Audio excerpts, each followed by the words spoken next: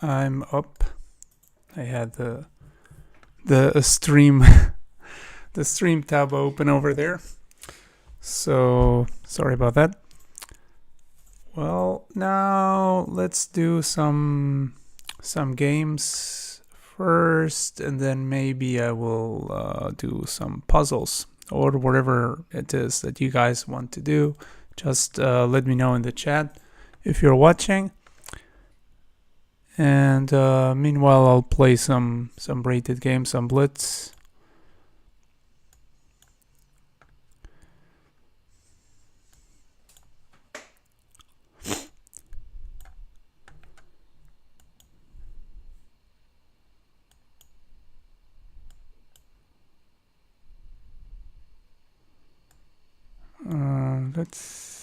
Let's go bishop d7, I guess. Okay, maybe trade over here. Oh, this pawn is hanging if I don't do anything about that. So maybe do something about it. Like this. Looks ugly already, but this is a blitz game. The problem is that I'm low on time, actually. Like the... Oh shoot, I'm getting mated. It's mate. Oh god. Okay, way to start blundering. That's yeah. I saw it too late.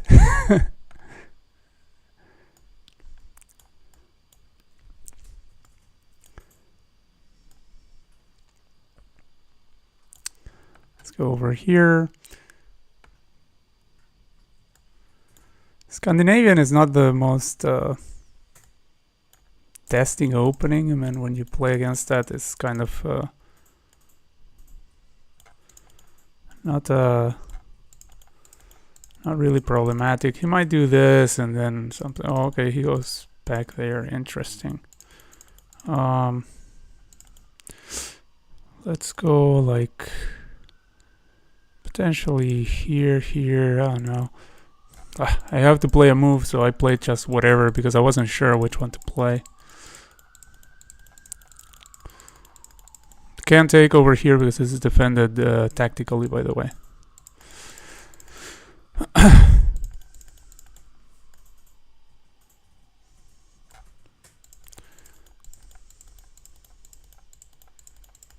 Okay, goes for that. I can maybe put the knight over here. If it tries to kick it, then I can go like here or something.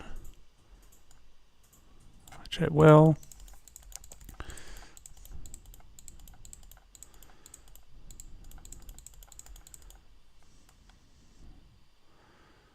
Don't want to give the bishop for the knight, so I'm going to go there. Now I'll probably kick this knight. Maybe fianchetto the bishop. This and this sounds fine to me.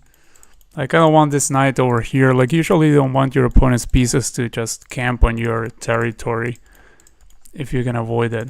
It's probably going to go here. Oh, it's going there. Okay, interesting.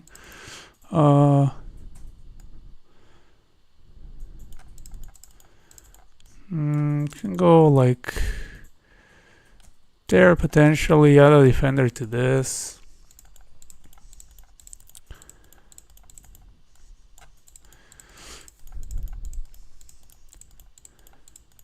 How to play fast, like that's the most important thing here. Can go here. Sort of blocks the bishop's vision over there. Like, I will not fianchetto my bishop now, but there's also not much going on. I'm going to go here potentially. There I go here. I mean, it's not doing much. It's just trying to pin. But the good thing is I'm getting like some really good. Okay, he got forked.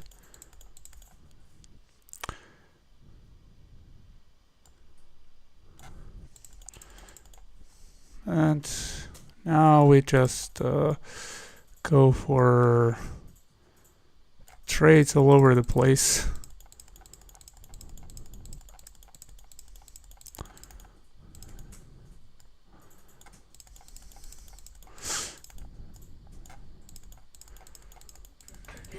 Yeah, he's going to check because he can, but I'm completely not intimidated by that.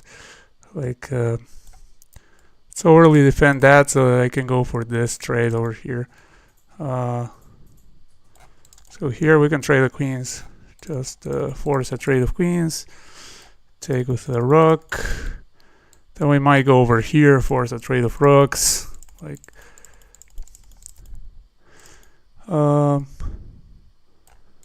over here. Where is this knight going to? Let me see.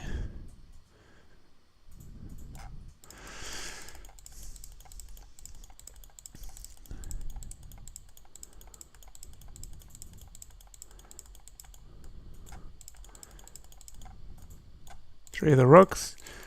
Oh no, there's this. Oh shoot. Oh yeah, but he can't do anything. As long as I don't move where the knight gets me, then like I'm getting this rook, so good luck. Like if I go here, then this comes with check, and therefore that's no good. But point is, I'm attacking this one, and yeah. So there, he goes here. Let's defend that one. Yeah, it doesn't do much, brother.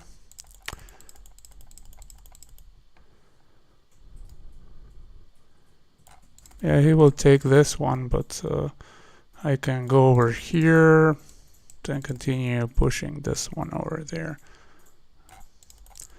Let's go there, getting another pawn, and we go for this. Push, push, push.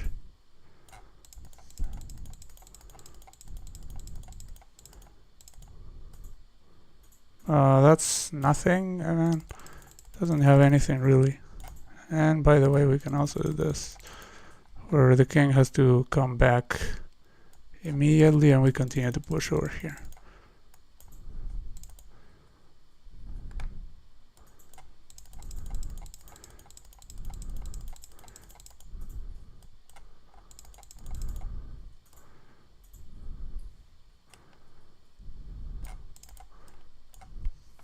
Well, that was checkmate.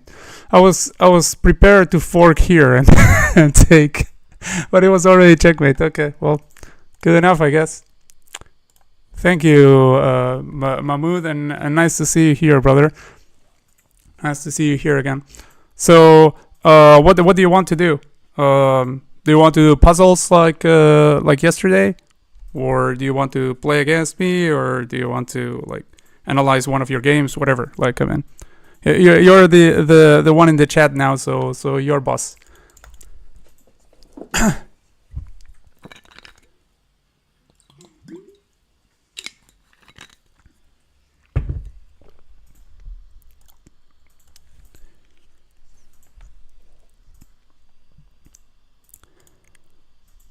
Anything? All right, then let's do some puzzles. Because that game right there left me a little bit exhilarated, so I think I need to chill out now with some puzzle. Time scrambles are tough. And we were in this puzzle. I remember looking at this and at first being a little bit stumped. Because I mean the calculations are like endless, like even for me with but maybe I'm missing something very basic, but I don't think so. Like, first of all, there's this check, but I mean, after, let's say, the king goes over here, for instance.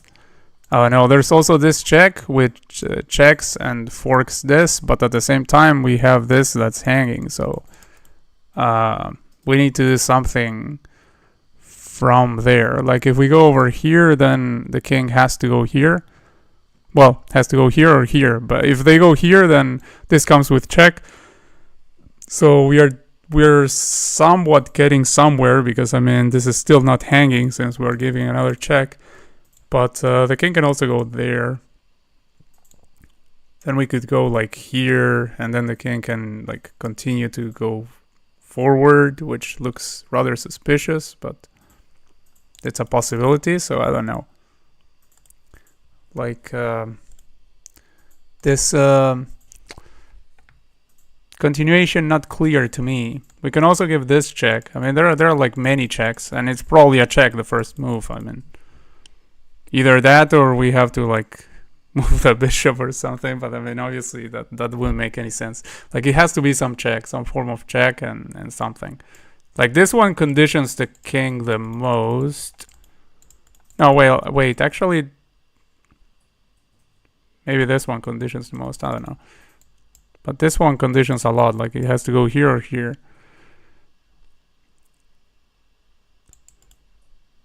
If there, then there's this, and it's mate. So actually, they can't go there. So yeah, this conditions very much, because this is checkmate due to the bishop being here and the queen and everything here. So this has to go here. Then after that, this. Oh. Boom. Boom. Boom. And that's it. Like, okay, has to be that then. Hello, Afrita0. Nice to have you here, and thanks for subscribing. We are solving some puzzles, but if you have any suggestions of something else that you would like to do, then feel free to say what you would like to see. Like, we are open for everything, like analyzing your games, analyzing other games, playing, whatever. So this check, then here, yeah. Well, I'm like going over it again because I don't know if Afrita was here already. So going over it again, like check over here, and also rechecking everything just in case. Like after this check, then there are two moves that the king can play. Only these two that white can play. I mean, and they are both king moves here and here. This one runs into this checkmate over here, where the queen covers this diagonal. This square is occupied by an enemy piece. I mean, a friendly piece for white. Another friendly piece. Another friendly piece, and this is covered by our bishop. And so after this, white has to go here, and after that, this similarly is checkmate as well, because this is covered, this is covered, this is covered, and this is covered, and this is covered. So like we depend on a lot of pieces there working together to deliver the final blow.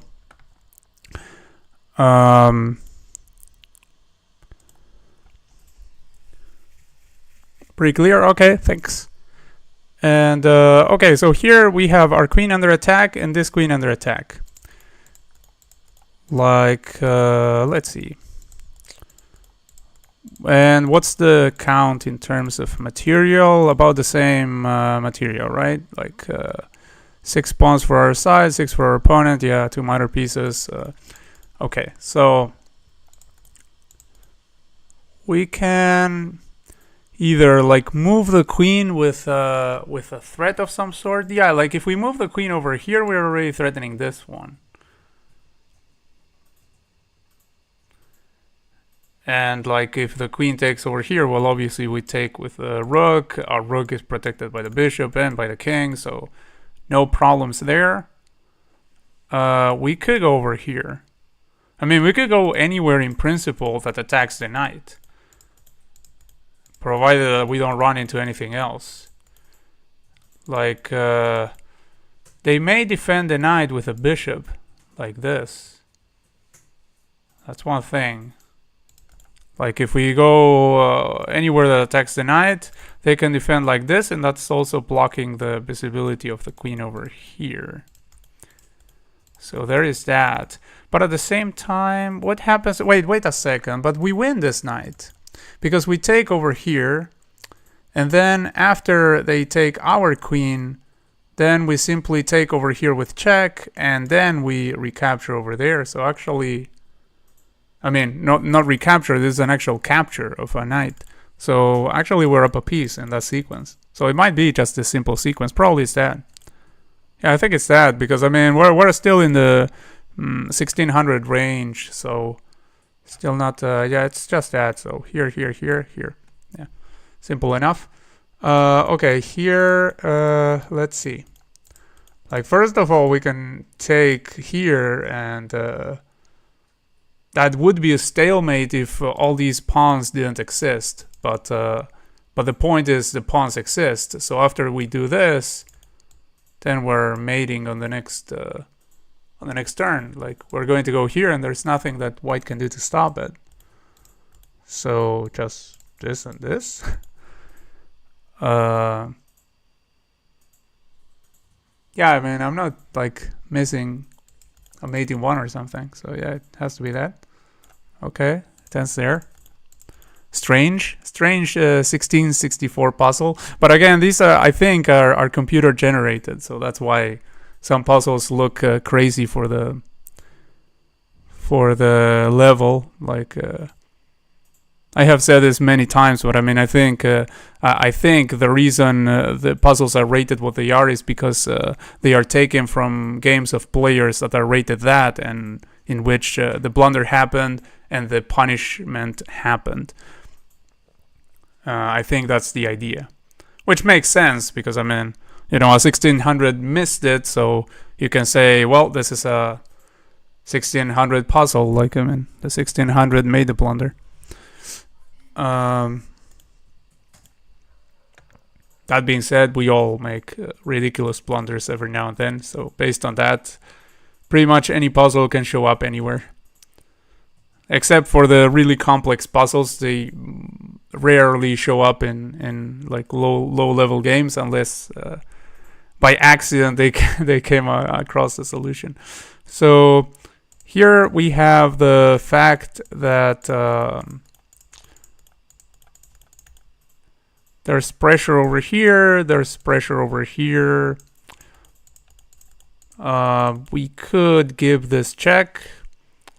And then this is a useless interposition, and this is a useful interposition. So there is that. So do we gain anything from this and this and potentially that? Oh yeah, we do. Like check goes here, check goes here, and here, boom, boom, and we are winning with the fork. So boom, boom, boom, boom, and that's it. Okay, so here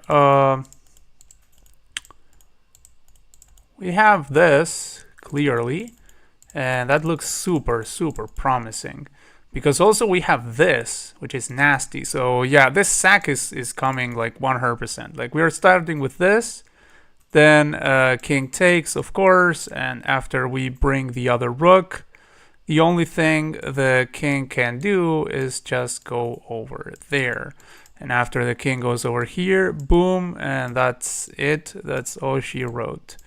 So that's if they take. If they don't take, if they go over here, then we go over there, protected by the bishop. Check, goes over here. We bring this one again, and that's all she wrote. So that's it. Go for this. Boom, boom, and boom. All right. Black to move in this one.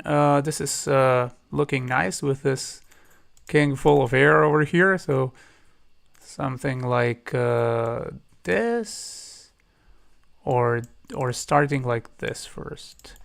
Like, wait, if we start like this, check. Like, first of all, if the king tries to come forward, which is the only other thing they can do, then this comes, check, and the king is forced back over here, after which we can go boom over here, and that's it, because there's the bishop covering that one now. So yeah, that's going to be it, because after this, if they go this other way, then this is mate, which is why I didn't I looked at the other first. So yep, boom, boom, boom, there we go. Okay, this one, we have this check, then no interposition and nothing. Like, okay, that's it. No interposition and nothing, because there's this also. Like, yeah, that's that.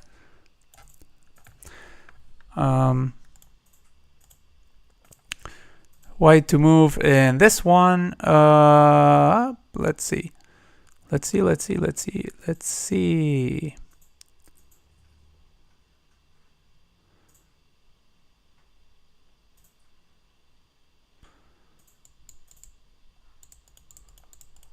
Is there anything like takes, and then something like something? Oh, I can start like this. Check.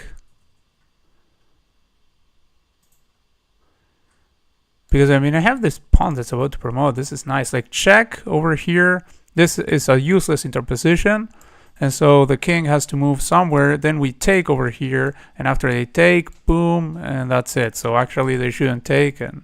Or I don't know if they should take. But I mean, yeah, they're getting smoked. So yeah, we start like this, and that's it. Like, I mean, at the very least, we're ending up in a completely winning scenario. Oh, wait, we're in check. Okay. That changes things a little bit. And there are only 2 moves we can play. We can either go here or we can take here. Oh, wait, I can move order this. Like, I can take over here, then takes over there, then check, and we pick this up. So that's it. Oh, there was something else. Okay. Oh, God. Let me see. I was so unconvinced that was the solution that I just straight up went for that. I should have double checked. So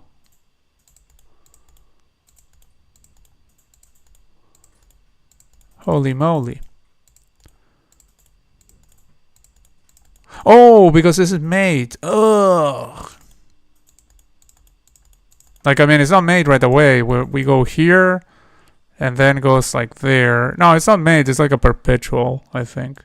But still, like, I mean, goes here, go here, go here, and at the very least they have a perpetual. I think that's what they have. Oh no, wait, it's made. Yeah. What am I saying? Here, here, here, and that's made because no. Okay. Yeah, it's a perpetual.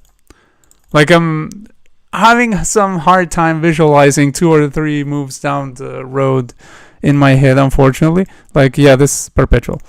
So that was a problem. Yeah. That would be an interesting way of losing the advantage. But if not that, then what are we doing?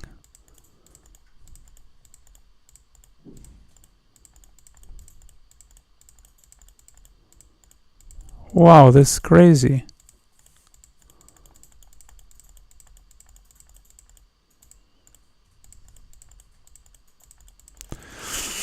We need to stop the perpetual. Oh, wait, what? We have this. What am I?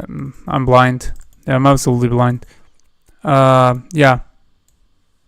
I'm absolutely blind. Like, okay, this. Then here.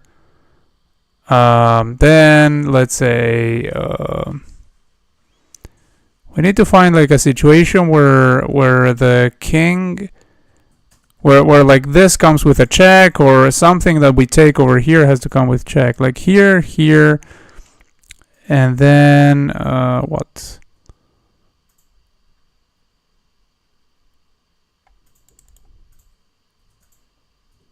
Oh, we can go back here. What am I saying? Like, yeah, here, then king goes over here. Then we can either take or we can check and then take.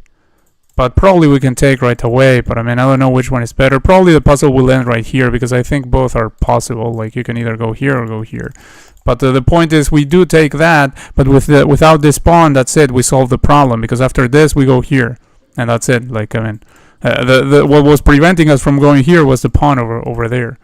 So like we check over here and that's it. Yeah, it ends there because after the king moves over there, then we have two options. We can go here or here. Or something else even. Well, no, not something else. I mean, we do have to take this rook. But that was the point. Like, I mean, by not analyzing further, I ran into a perpetual. That's the problem. So, okay. Oh, that means 2 failed attempts in this this round. So yeah, we are about to lose this puzzle survival rush.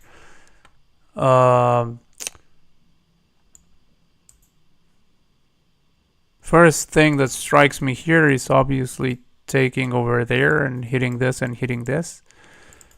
Then let's say, yeah, I mean,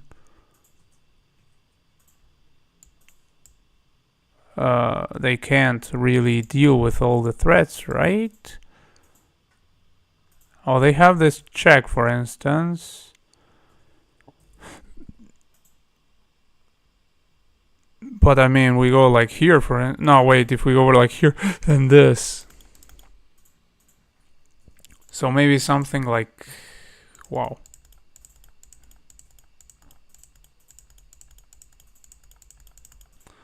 If we go here, then this comes for sure. And the point is that, wait, but if we take, this comes with, I mean, let me see.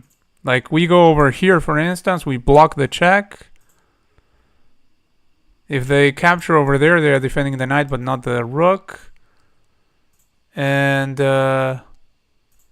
if they capture over here, intending to grab the rook, now the rook has space to escape, and we take this one with check, and then we move the rook, and yeah, we're up material. So I think that's that. This, I think we go here. Because if we go there, then this, and the rook is completely trapped, I mean, we're also going to lose material. So we have to go here. Yeah, there. Now we take the knight. And life is good, yeah. Okay. White to move in this one. Well, we can take over here, first of all. Then has to take over there.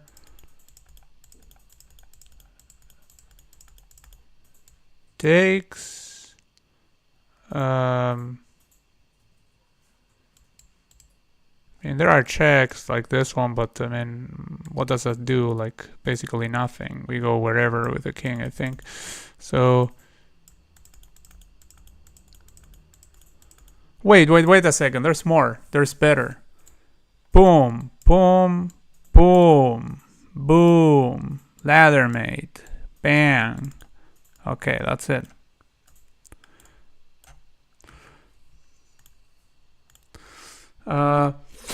Like to move in this one. We have a situation where we can just push here and we're threatening checkmate. And king may go over there. Well, we can also just take this one, by the way.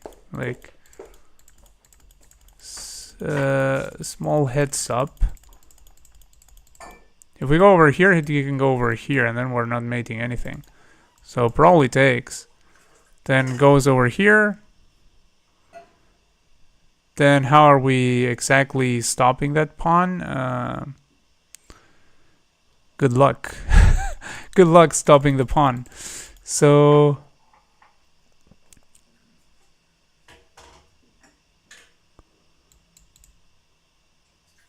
yeah. That's the problem that the pawn is about to promote. Like we take over here, goes here. Then let's say if we check, then king goes wherever. We still not achieving anything. So maybe we should actually do something to stop that pawn. Like if we go over here, we're forcing nothing because he can go over here actually.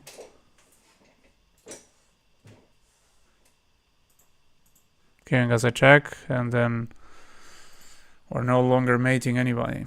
I mean, I was going to say that we were forcing this, but I mean, we're not forcing it because, yeah, but at the very least is check. So there is that.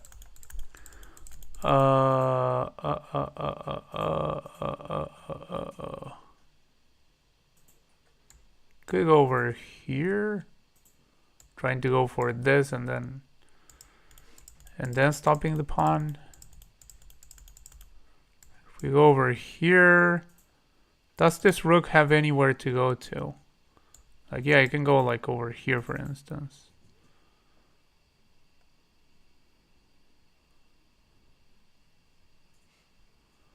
After which we can go nowhere, because like, ugh. Oh no, like, wow, that's complicated stuff. Complicated. We are in the 2Ks in this puzzle. And 2K is right. This is, wow, this is tense.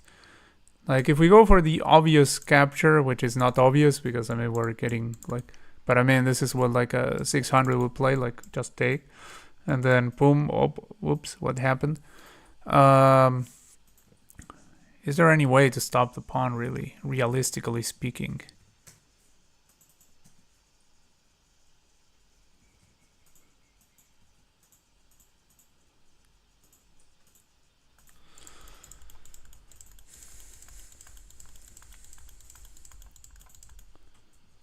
If we check right now, then king goes like over here, for instance. I mean, and the check doesn't do anything really, so. Takes, goes here. Oh, wait, it goes there. Wait a second. Takes, goes here, goes there. Threatening to go here and here. And that's it. Like, I mean, then when they promote, which is the only thing they can do to stop this and taking the thing, you still go here, check, takes, and then we have 2 pawns and they have nothing, and we're going to win the game. So that's it. Yeah, that's it. Like, we take over here, and the idea is that after this, we're going to bring the rook over here, protected by the king. That's the idea. And this doesn't come with check, so we don't have to worry about to do the fork over here. So that's the idea. Boom, boom, boom, and we have 2 pawns. We're going to win. Like in king and pawn endgames, if you have if you have two pawns versus a king, it's just a no-brainer that you're winning that. Like, you have to be in a very weird situation for 2 pawns not to win against the lone king. Okay, so here we have stuff going on. Like, we have this check, which forces this, which I don't know if it's any good, but I mean, it does force it. Then we have this check. Wait, this check looks even better. This check, this, and then boom. Now we're talking. And now the queen interposes and we boom. And that's the only thing they can do, so that's it. Okay, white to move in this one. We have a discovery. Nasty discovery.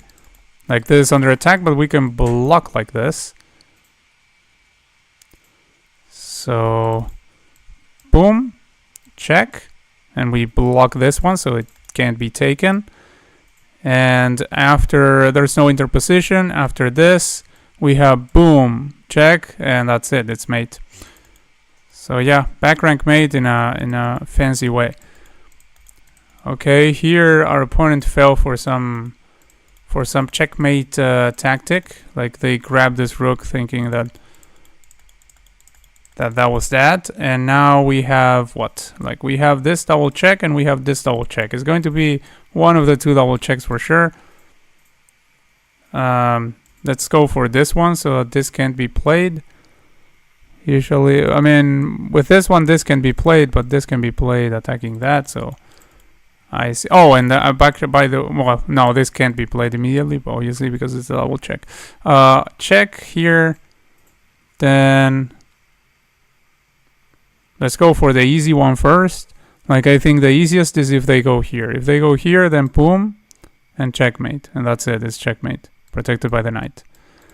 Now, if, I mean, the queen also covers that, so protected by the knight here, that's the only thing that matters. And this also matters. So here, then here is mate, as we saw, and the other scenarios are this and this. So let's go with the other easy scenario. I mean, probably easier is this one where the king is not even approaching the knight. So we have like our time to do other stuff. And we can go like here, check. Then the king has to go over here. Then what exactly? I'm not seeing it. Boom. Okay, let's try with this one. Actually, this one is easier, I think.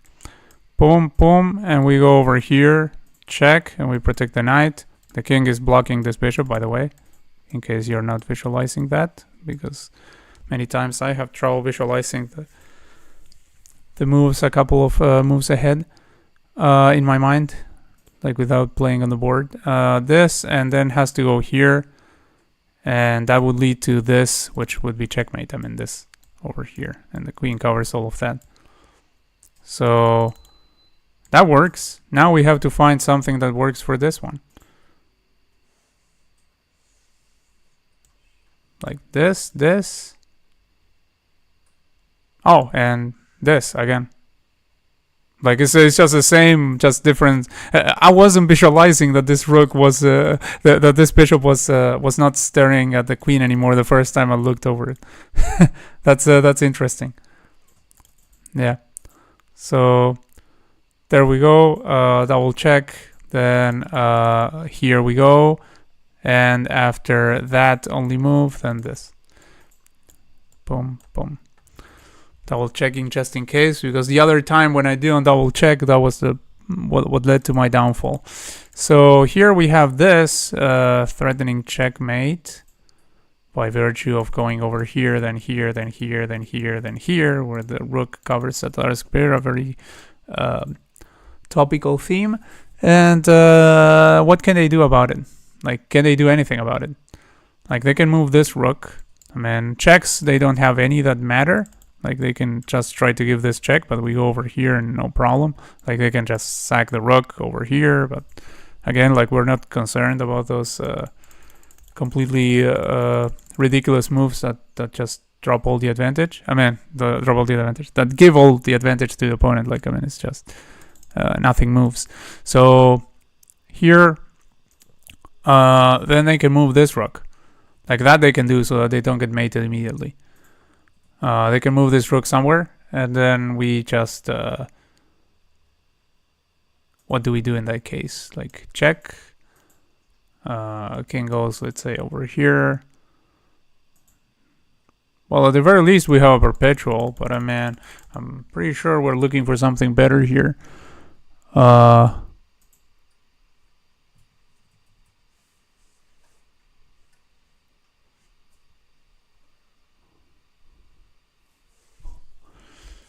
I mean, if the rook moves, then we also have like this check, this, threatening to win this rook over here, potentially. I mean, it has to start like that, right? Like, okay, takes over there. We go here. Wait. No. We go. What am I saying? Wait. Yeah. Oh. Let's see. Go over here. Check. Goes over there. What are we doing with our life? Like, or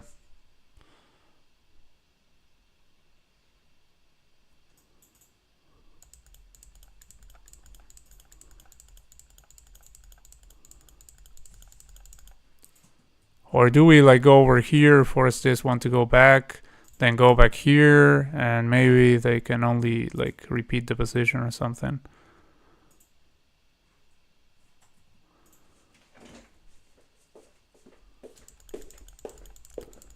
Because I mean, I'm not seeing like check here, check here, check here. Like, we're going nowhere really fast.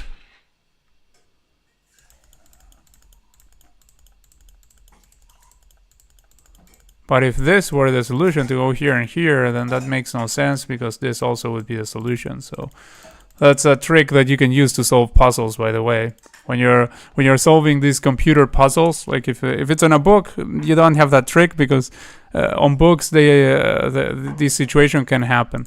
But on a computer puzzle like this one, I mean on chess.com at least, when you have two moves that lead to exactly the same, basically, then that can't be it because. I mean, it can only be one of the two moves. So, yeah, if you can't find any difference between two given moves, probably neither of them is the answer. So I don't think there's a difference between this and this. Like if we go here, blocks, and we go back, and go here, blocks, and we go back, like there we have the exact same situation in both.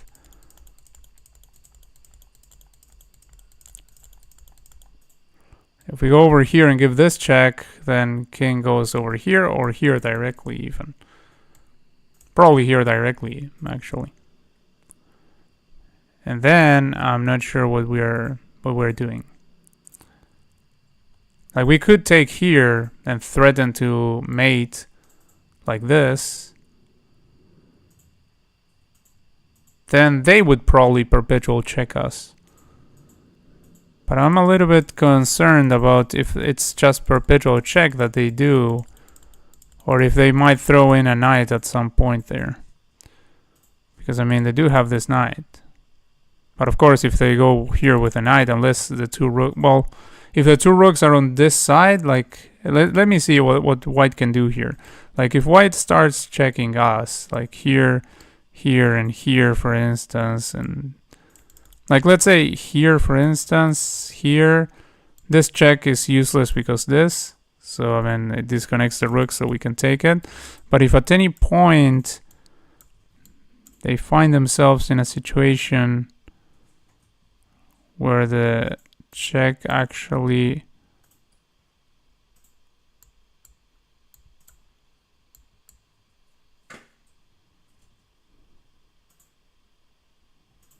Like at that point, for instance, they go over here, and now the two rooks would be here, and then they would be threatening this mate. Like that looks extremely ugly for us. Honestly, I don't know how we deal with that. That looks extremely ugly.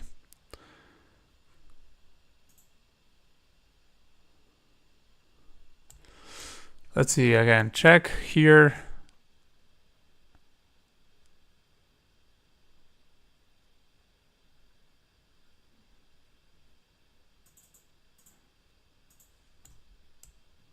Boom. Ah, okay, wait. Check. Check. Sorry. Here and boom. And we are defending that. So we are threatening mate over here, and we're also defending that. So if they decide to start checking, we go here. And now they really have to deal with this threat, and I'm not sure how they are dealing with it. Like, probably by going like over here, but then we move like this rook over there. Then maybe they have to bring this rook over here.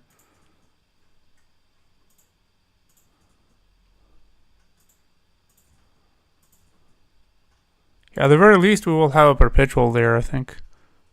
What if it just wins material? Yeah, I mean, it could be if we... I mean, the only way I see that we might end up winning material here is if, for some reason, this knight were forced to interpose between the rooks, which I find, like, unlikely that we're going to force that. But that's the only way in which I'm seeing that we might win material. Well, also, like, if this rook were forced to interpose in a way that the king is not next to it, in that case, we would win material. But I don't think we can force such a situation. But maybe you're right. I mean, it could be, but I find it extremely unlikely that we're able to force such a situation. Like, that's basically what I'm trying to do by going here, here, and here. And then, like, threatening this mate. Like, this would be ladder mate, and then they have to do something about that. But I think they might escape. Like, here, here, here. And instead of having to give up something, I think they potentially have like a perpetual of their own, like by going here, here, and instead of taking over there, like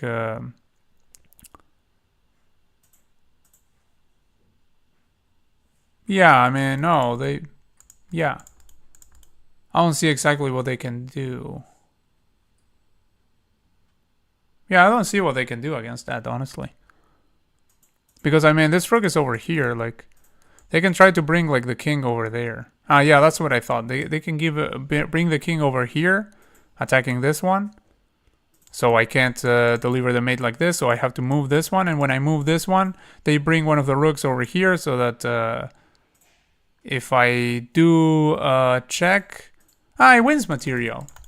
Because if I check over here, like if I move this rook over here and I check, in that situation, like imagine this rook is over here, right?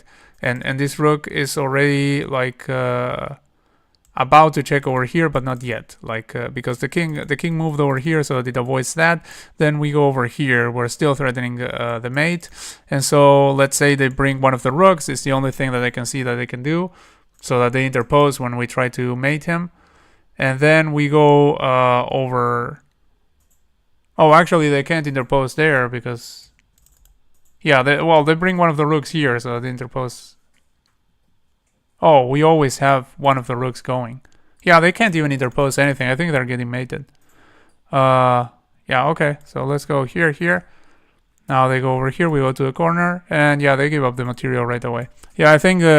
they had to, like you said, they had to give up the material there, otherwise there's checkmate. Yeah, it's the only way they had to avoid the checkmate was to give up that. Yeah.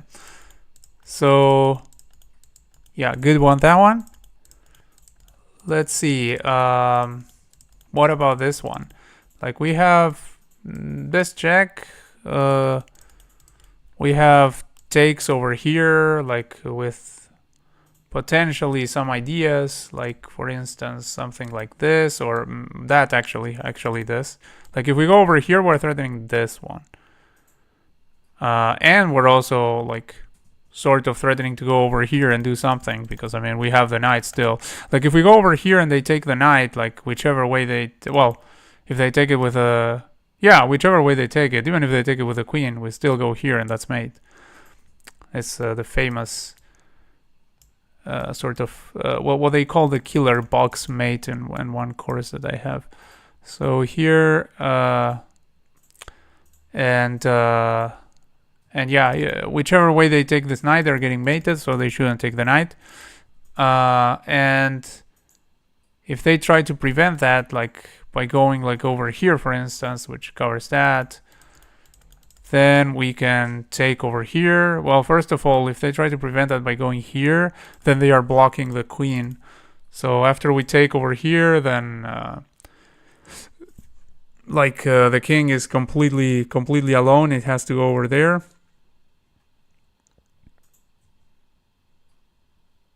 Then at the very least, we have something like... No, not check over there, because there's the knight here. Never mind. Something with this knight. Oh yeah, because we had this knight supporting. That's what I said first. Like here, knight goes over here, here, king goes over here, here, mate. Basically, like it has to go here, and then we can't go there because okay. We have this maybe. Yeah, that would be mate. I mean, not mate, but they have to take and lose that. So yeah, I mean that's. Oh no, wait, they have this knight over here. Yeah, but if they move the knight, then they get mated like this. Yeah, I don't know. Like, I mean, we're definitely crushing them after this, so I think it's this definitely. Like, don't have to really analyze further than that. I think like this, yeah. Then actually they don't make us analyze further than that. Like, I mean, it was pretty obvious that they were getting like absolutely crushed after that. Like just by looking at some of the lines, you can just realize that they are going to get absolutely crushed. Like sometimes you don't need to really calculate down the line, like in a real game even. Like I'm trying to do this as close as possible to a real game. Like if you were a real game where you actually know that, you know, with the perks of knowing that there's something because you're doing a puzzle. But I mean, in a real game, if you're calculating like a sequence to see if it works, then if you get to a certain point where it's clear that you have a way forward to win, then you don't need to keep calculating. Like, you don't need to be specific about, oh, this happens. Just when you realize, okay, they are getting like absolutely smoked, there's no way out of this, then that's it. Like, just in those situations, you don't need to calculate down to a letter. So here, what do we have?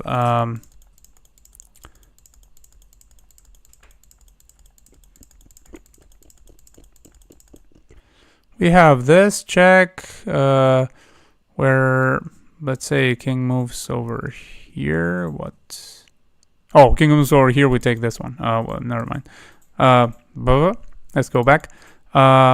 We lost a lot of material though. Like, we are down a lot of material here. Like, we're down 2 minor pieces over here. Like, we lost all the king side, and we're down a pawn as well. So we lost a lot of stuff here. But if we go over here and they move there, still the queen makes up material-wise for all of that. If provided we're not getting like mated or anything, and now it doesn't look like we're getting mated by just these pieces. So this and this would work. So this, obviously this is a useless interposition, that's why I didn't even mention it. Like, I mean, we just grab that, and also we grab that, so not useful. So they have to go here. And after that, at the very least, we have this check, and the king has to move somewhere, and that somewhere has to be to this file. When it moves to this file, wherever it moves, because it can't go here because there's a queen, of course, then we have this, and that's a fork, and we're getting this piece. And yeah, I mean, we got 2 pawns and a rook, so we are, material-wise, we're already back in the game. So I think that's what we should do. I think that's it. How this is winning? Yeah, I mean, like that. Like we are down bishop and knight and pawn. We're down bishop, knight, and pawn.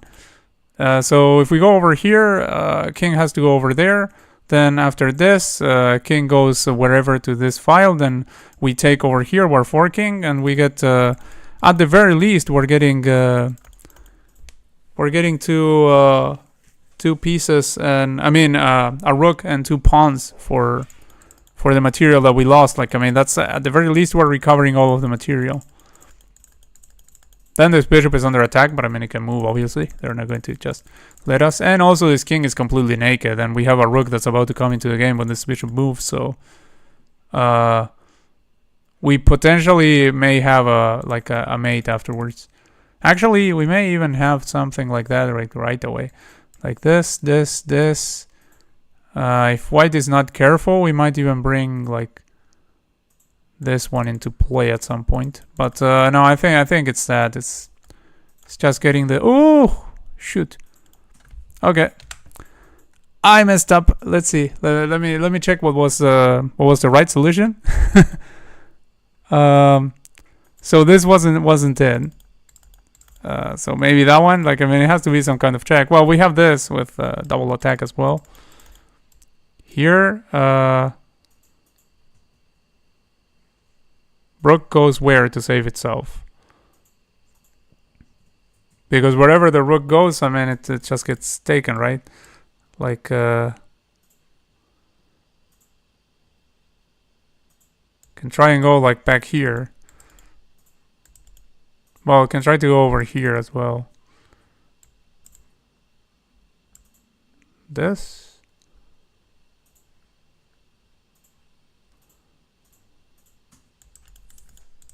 Oh, no. Okay, I'm going to ask for the solution of this one. Let's see.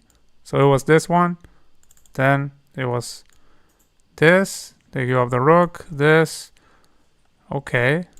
What if they go over here? Oh, we're about to take this one too. This is weird.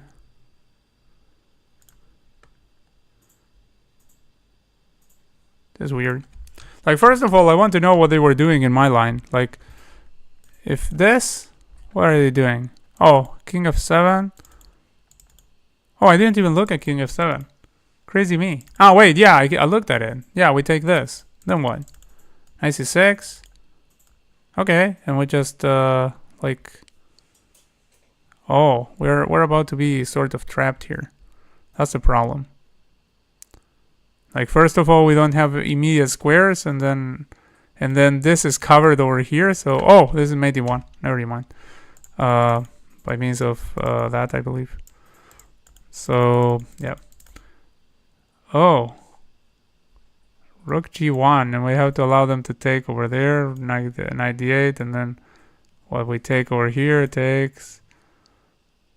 Wow. Okay, well, we do have sort of material equality here. This, and then like pushes here with a check, develops. Okay, well, that's that. Didn't look at that, definitely. Like, after this, I just stop there. And interestingly enough, there's this with double attack mate and hitting the queen. Like, at first, I thought, oh, this move, like, it's attacking the queen, and the queen basically has no squares. Like, you have to go over here, and then you can't return this way, because this will be guarded by the knight. But actually, this runs into mate in one. Like, this is actually a double attack. And so you have to take over here, and you're no longer getting mated if the knight goes over here, because there's, the bishop is no longer guarding that. But situation is completely dire after they take the queen. So interesting. Now about this one, the one they played, the correct one, they go king e7, and after that, what, bishop g5 it was, yeah, bishop g5, then takes with a rook, of course, otherwise they're about to get smoked. And here, let's say they go over here and they are covering the queen, then what? We're taking that one, right? Well, that's actually, we can take like this.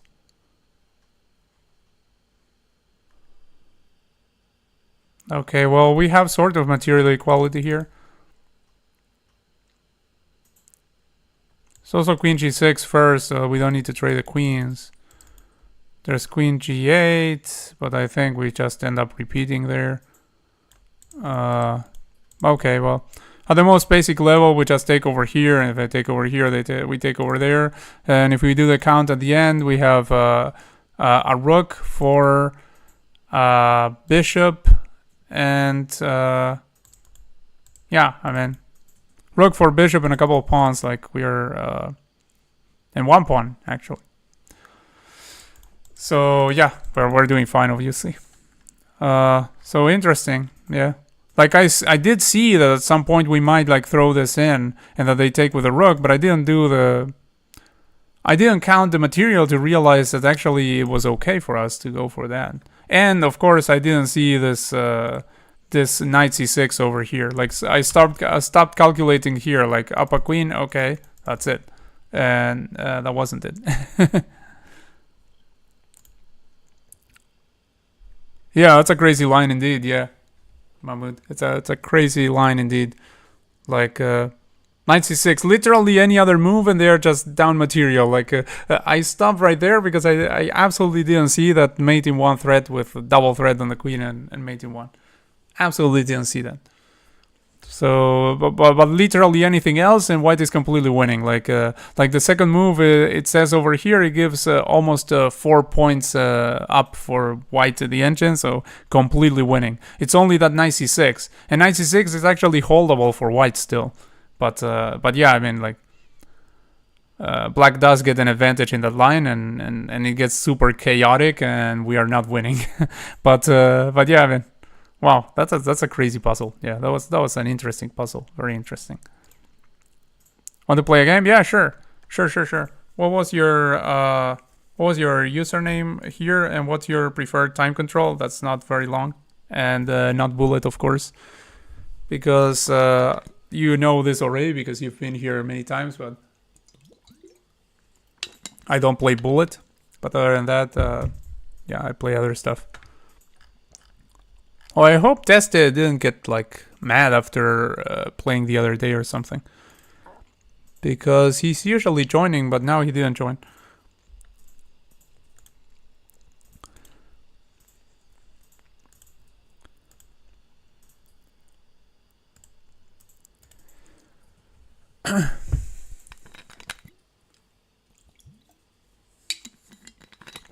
Okay, there you stand. Let's go for it. So blitz unrated, all right. There we go. We have a Sicilian on our hands, d6. Oh, okay, bishop c4. We block this bishop like this. I can go here, probably will go here, I think. No? Okay, here.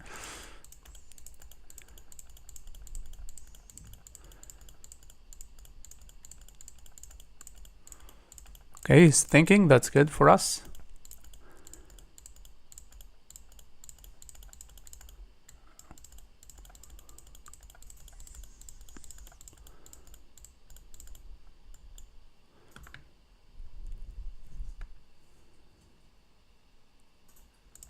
Okay, interesting.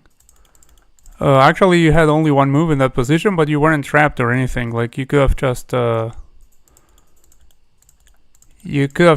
to b3, and since you have a pawn on d3, then the bishop is not getting trapped.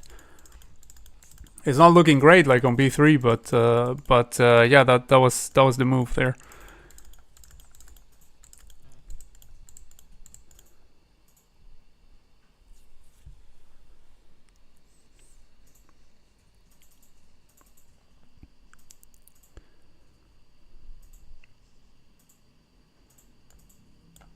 Okay, good. Yeah, good move. Centralizing the rook. I was expecting that.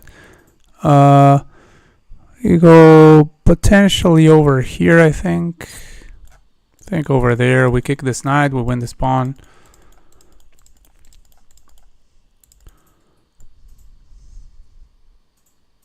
Have to check that the opponent doesn't have anything. Like, lots of pieces covering that. I mean, but for now, there's nothing there, so don't really need to worry about that. But something to be aware of. I mean, probably if something goes over here, I will go like there. Probably.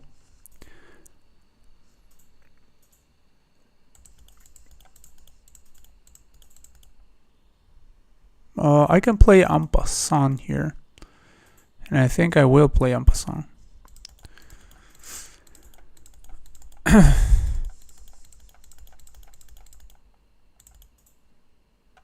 Could kick this one here. Not sure though. Is it good or is it bad if we do that? Also, we could go here. I think here might be more profitable potentially.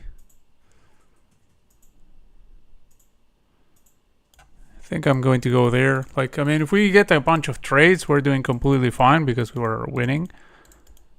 I mean, we're up material, so if I can get some trades. Okay, interesting move, putting pressure on that, and also unpinning in the process. I can go like here, or I can go there. I think I'm going to go there to see if I can get some trades.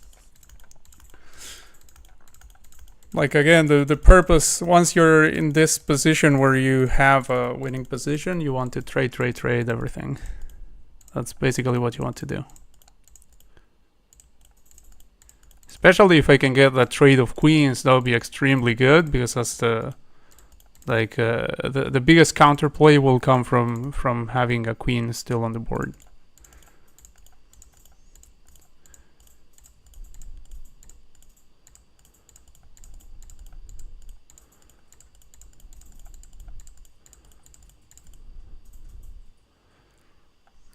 I still haven't developed this, so usually you want to finish development as soon as possible. Here I have, but of course, I mean, if you can like win material before you finish development, you should probably go for winning material. as long as it doesn't come with like insane compensation for the opponent. If the opponent can like basically crush you completely, then you should be careful. I mean, you shouldn't go for it. But okay, he goes there. That attacks my rook, but it's just a one move attack. I can go over here and I'm perfectly fine. The rook is defended by the queen now. And I also develop another piece, which I wanted to do. I can go over here for more trades in the future. It takes me 2 moves. Like we're trading a knight that moved like a million times for one that basically moved once, but still we are doing fine in that situation. I think I'm going to keep the bishop, even though I said trade everything. But I mean, if the queen weren't here defending that, then this would be awesome because we would open up the king.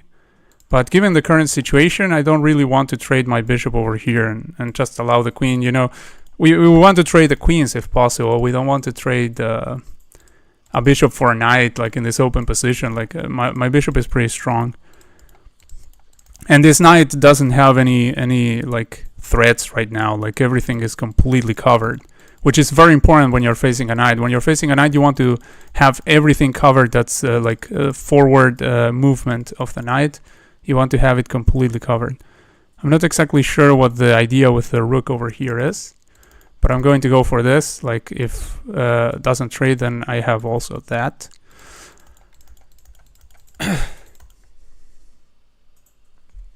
Yeah, the idea was, by the way, there was this, which I saw, and yeah, that was the idea behind the rook move. Like the rook move defense against that, and also defense this pawn. That was the idea behind the rook move. Obviously, I can take here, or I can take with a pawn. I'm not exactly sure. If I go here, I'm blocking my bishop, but I'm also blocking his pawns. So I think I'm going to take like this. Looks slightly weird, but at the same time, like I'm not sure if I want to have an isolated pawn.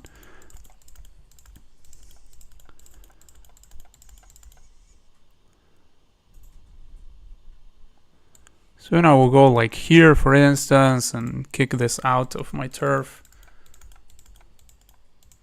Also, my opponent is really low on time, so at this time we're basically playing the clock. As long as I don't blunder mate, I'm playing the clock. Like I go over here. Don't go here with the rook, because otherwise that just gives a pawn for free for no reason, so I wouldn't do that. But the idea is to try and get some trades. This aims here, but there's nothing to like attack with it, so now I can go like over here potentially, maybe bring this other rook over there, something like that, and still keep bugging with these offers of trades. Just have to be careful not to blunder mate, basically. Like that's the only thing I really have to be careful about. Okay, he wants to bring the rook over there. That's smart. He's bringing the artillery over there, but I do believe I have like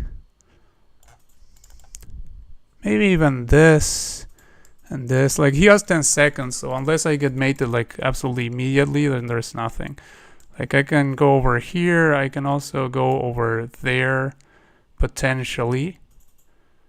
Where if the rook, well, first of all, he can put a rook over there. So I think I might just go here. I think this is completely fine. There's nothing here that can really hurt me. That could just potentially like take over here.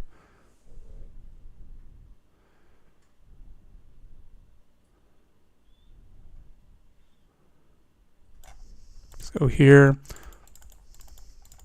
and this would look a little bit more dangerous if my opponent had more time, but here like with 5 seconds there's not much. I can play here so that I prevent anything from like, because what he wants to do is he wants to double up the rooks at some point. That's what I don't want to allow. Like if I play here, then maybe he would push like the other pawn, so I have to be like slightly careful about that. Like maybe here, this might be good. Then he probably takes here, but I mean there's not much going on. I go here, goes like there, I go here. So Yeah. Like, I mean, good counterplay there. You found some interesting counterplay. Hello, psychic couple. How are you doing? High five. If you want to play, we can play. Now I'm playing subscribers at the moment. So if you want to play a game, like as long as it's not a super long game, like we can play. By that I mean like not 15 minutes plus 10 or something like the other day, like with someone. Like 10 plus 0, for instance, might still be okay, but preferably blitz like this. Like Mahmoud sent a 5 plus 0. No blunders? Yeah, you did.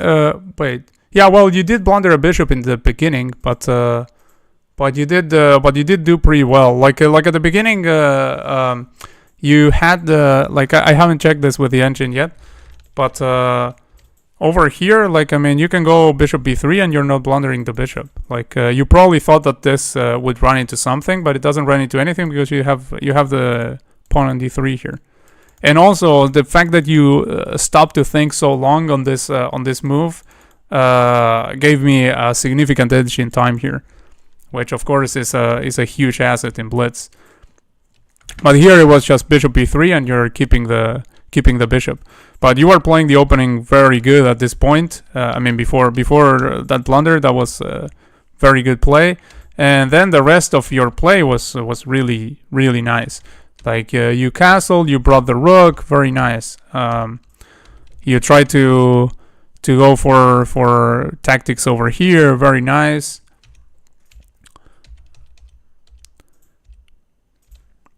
Yeah, you took here with a pawn. You didn't allow me to just go for the trades immediately that I wanted to go for. Yeah, you tried to create some counterplay with your queen. Like your counterplay ability really nice. Like you went here, you kicked my bishop. Like if I take over here, then you take with the queen, and I didn't want that, honestly. So you defended against the fork over there, and you did really well. Like then you started trying to create some counterplay over here with the queen and the rook, and you brought all your pieces to try and start an attack. That was very well done too. So yeah, I mean, your counterplay in the end was very good, like really good.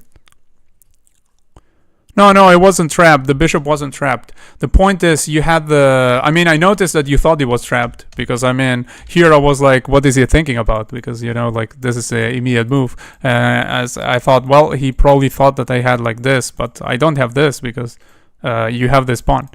Like if you go over here and I go here, then that you just takes and I take and you take, and good luck for me. You're just winning a pawn.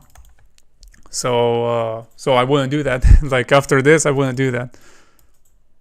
Like the idea behind this was actually to push the pawn with tempo on the bishop. Also, like in blitz, you also can get away sometimes with like one movers, but I mean that shouldn't be the idea when you're playing. I actually have to admit that I play a lot of one movers also when I'm playing blitz, but this one is not particularly a one mover. Like if I were playing a longer time control, I would still probably play this move in this position, because it's not just an attack on the bishop. Like, ooh, I attack your bishop, but that's not the idea. Like I mean. When I play this, I assume you're going to play this, but the point is I'm grabbing some space on the queen side, and I'm also preparing to like fianchetto my bishop in the future potentially if I want to, because right now like this bishop could go over here, but the point is this pawn which blunts your bishop is also blunting my bishop on this diagonal, so probably I would like to like fianchetto potentially. And if not, at the very least, this is grabbing like space on the queen side, which is always a nice thing when you're playing a Sicilian with the black pieces. So that's basically the idea behind playing this pawn move. Of course, when I'm playing blitz, I mean this is not the case, but other like one movers I do play a lot, because I've noticed that time is of the essence, and when you're playing lots of one movers, like you're just getting a time advantage a lot of the time. Oh, okay, so you're playing a Caro-Kann. Let's play an advance again. Again, I have no idea about the advanced Caro-Kann. Oh, you're playing the c5 thing. Okay. And this is where my knowledge of the theory ends. Okay, that. Can I just play here or maybe c3?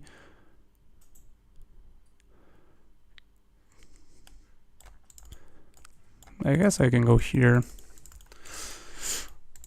I'm not sure if, like, I mean, have to be careful not to get too greedy here, but I think I can hold on to the pawn. I'm going to try to hold on to the pawn here. Like, that's what I'm going to try to do.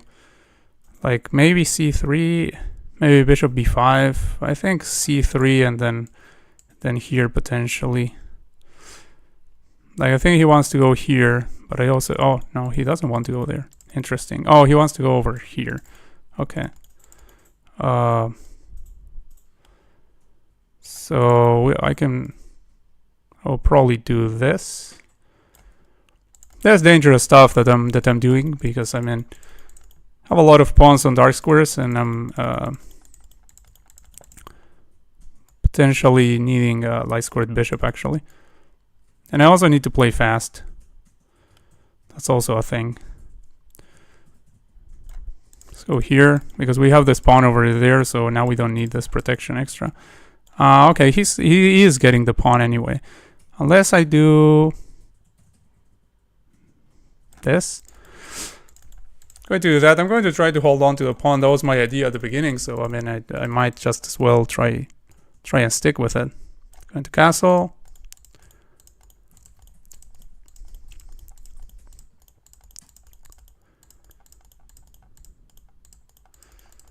I wonder if I want to play here or if I want to just play here directly. Potentially here. Not interested in giving up the bishop pair, because also, like, there's no point, because another knight would take the place of this one. Okay. Do I just go back? Yeah, I think I go back here. Have to be careful because I'm low on time. I'm forgetting what this time control is about. Yeah, that knight on the rim doesn't look particularly impressive, so I'm going to go here.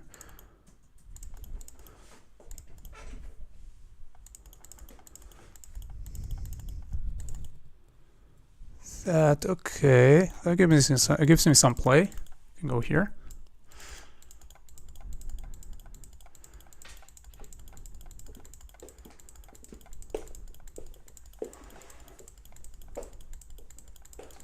Okay, now I have to be very careful about go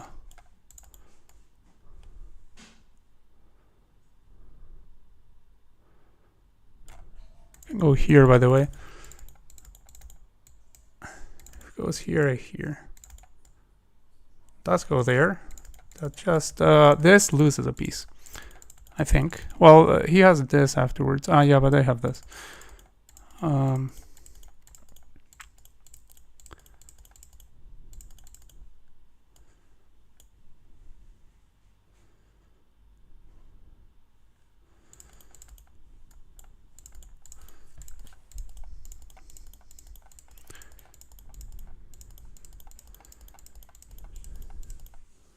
Oh, I can go for this as well. Okay, go here. I can retreat my bishop always, so no problems there. Of course not here, because that would just lose a piece. What? No, I'm okay, I'm okay. I don't have time to change the chair now. But I can't right now. No, I'm okay, I'm okay. I'm okay. Thank you. Okay, let's go here. Centralize the knight. Okay, puts two attackers over there. Ah, and also attacks this one. Wait, that he forgot about this. And I also forgot for a moment. But now this is a thing.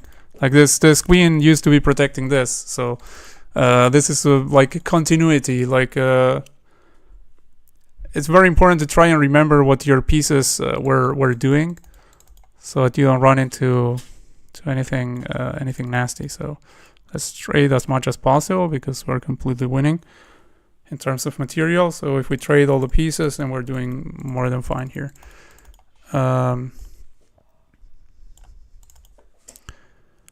Let's see, do I like take over here, or do I just develop? Probably develop here. Like, let's go over here, I think is safer.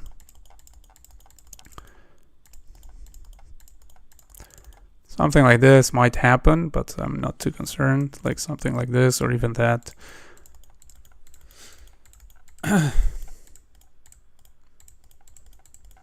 I want to go too crazy with like grabs of material now, because I mean I'm up a lot of material here. So well, this I'm actually super happy to see, of course. Like if you're the one that's that has the material lead, then you want to trade all the pieces, of course. Now this is okay, and that gets pinned immediately to the king. And now I can go here, that's still pinned, and I'm going to win it next. Here, and yeah, that was a good game. Another one, yeah, sure. Well, I don't know if you said another one before this one or now, but whichever, whatever you mean, like yeah, sure, by all means, we can play.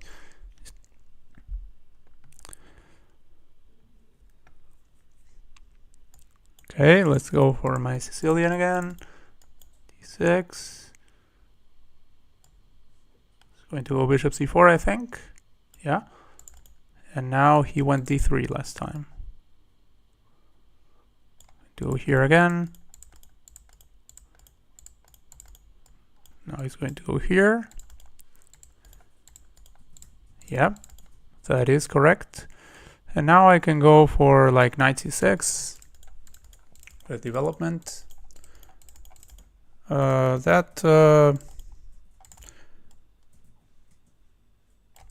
Go over here, kick this knight first.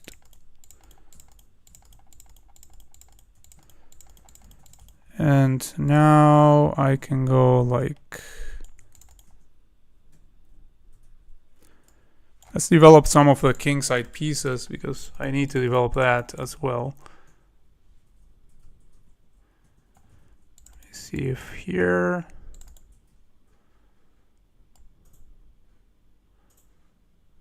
Go here, like if this, and if that.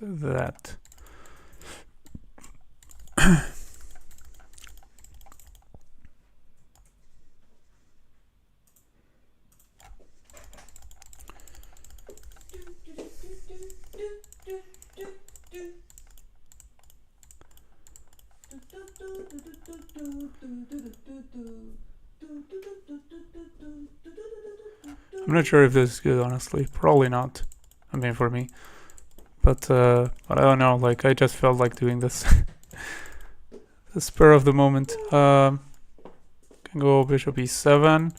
Like, this is kind of dangerous because, I mean, there's a locked center and lots of pieces on the king side. So, like, going for a king side. Okay, that traps. No, it doesn't trap a bishop. I'm saying nonsense. Can go over here, and actually it becomes kind of dangerous over there. So I have to be careful. Now,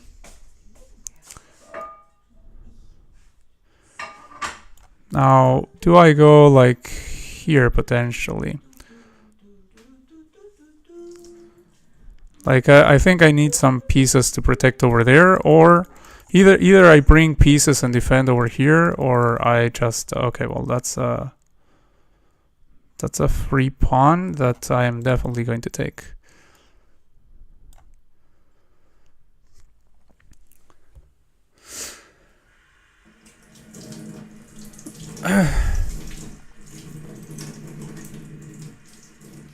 But yeah, my situation here is not really good. Like this is not exactly what one wants.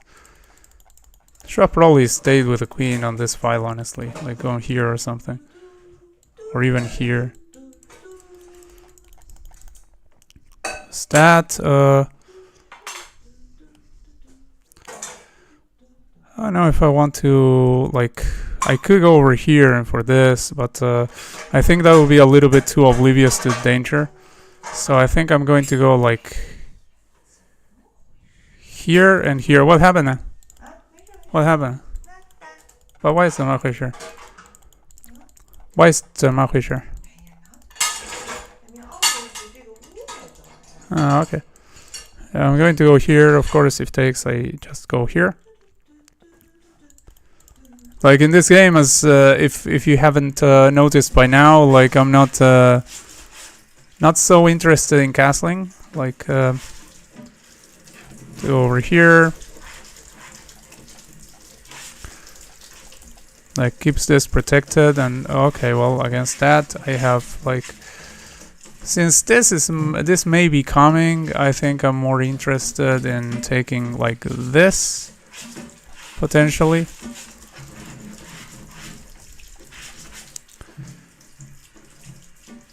Play something like this, I just go here potentially, and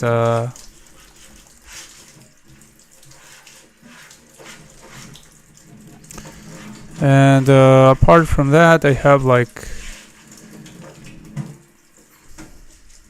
oh, I have to be careful about this because there's also like that. I'm going to go like here for now. Bishop here. This keeps my options pretty open. Like I may go for this, which might look insane, but okay, now the pawn can't really go kick my stuff, so going to go here, bring this one, because I mean before I didn't want this, so I didn't want to block my queen in case of that, but now I can just go like here.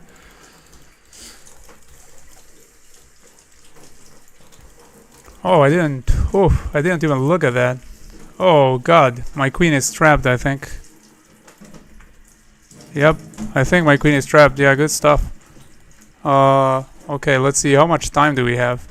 I may be completely lost here. Yeah, I am completely lost here. But, gotta try, so... I guess I'll go for... You know what? I'm going to be extra crazy and I'm going to go for the knight. Because if I go for the rook, the queen comes in. Like, I have to take one of the pieces. I'm going to take that one. Then I'm going to castle. And let's see if I can survive this. Like, it's a blitz game, so I just have to not get mated in, like, in some time. Just not get mated is the purpose here. But yeah, I mean, I have to say my opponent pretty resourceful there. Let's go over here.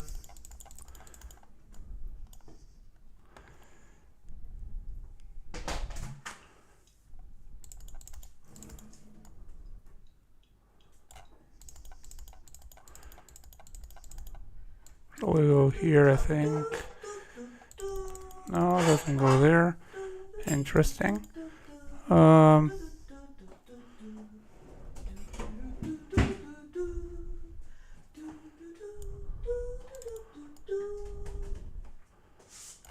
Go like here, or maybe I could have gone like there.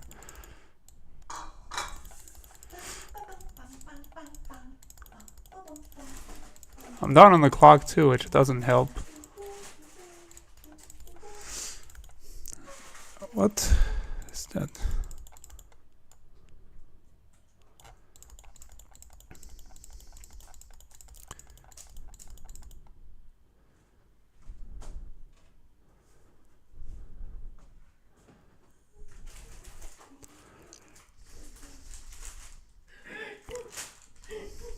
Oh, there's that.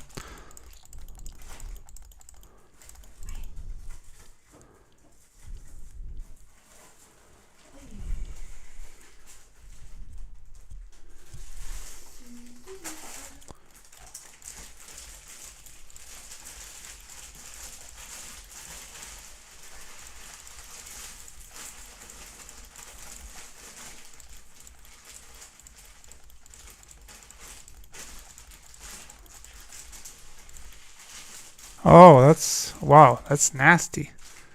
Like, really nasty. Nasty stuff by opponent. Oh, I can't even move against that, so... Gotta... Pretty much a very resignable position. Like, I'm just going to get mated on that side. Yeah, good stuff. Man. Obliterated me after I didn't see that rook move. Absolutely didn't see the rook move with the knight. Like, I saw the pawn move attacking my queen, but I absolutely didn't see the rook move. And yeah, my queen was completely trapped. So, wow. Yeah, good stuff. Like, you played insanely great that game. Like, insanely great.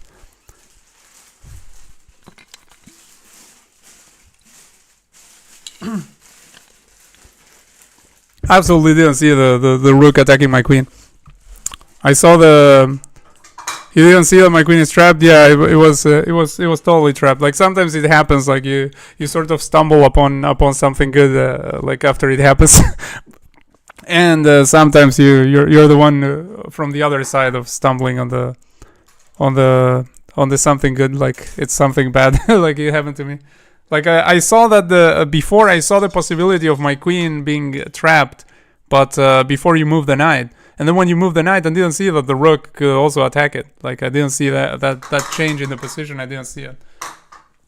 Because that's why I moved the knight. Because otherwise I would have moved the queen all the way back. Like, my idea was, okay, if he attacks with a pawn, I want to be able to move my queen all the way back. So I will not put the knight on f6.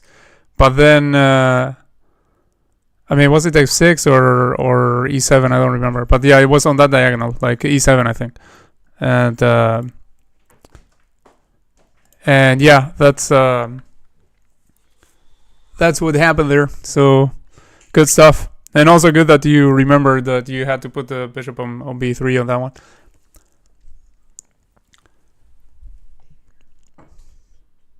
But yeah, and that attack in the end was insanely great. Like, I thought that I might get like I thought, okay, I may be able to scam this or get back in the game, and then you came up with this idea of the pawn passing over there, and there was just absolutely nothing I could do.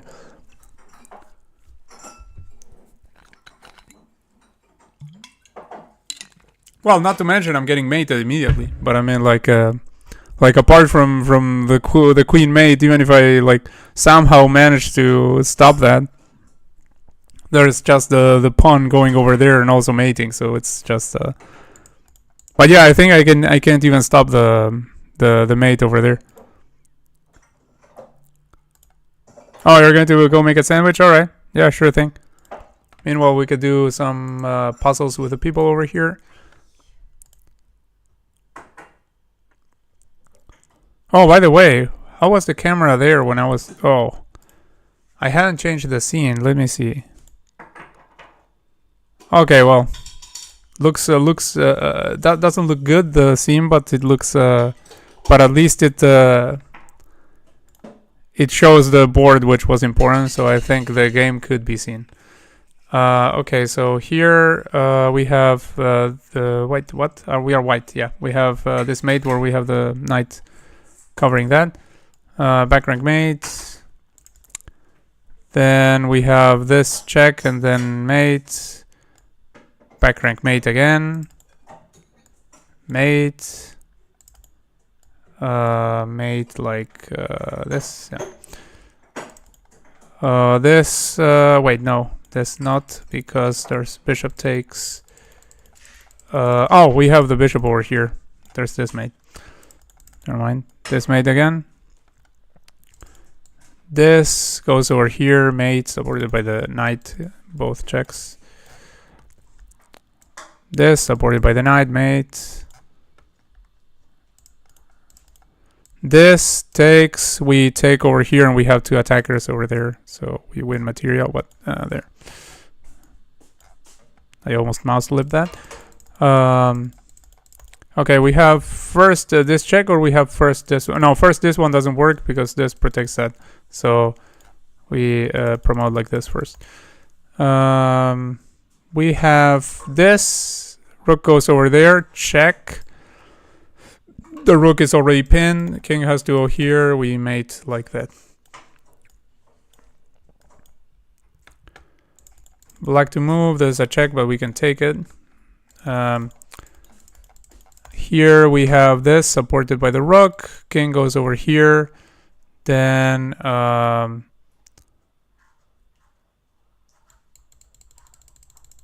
what? Here.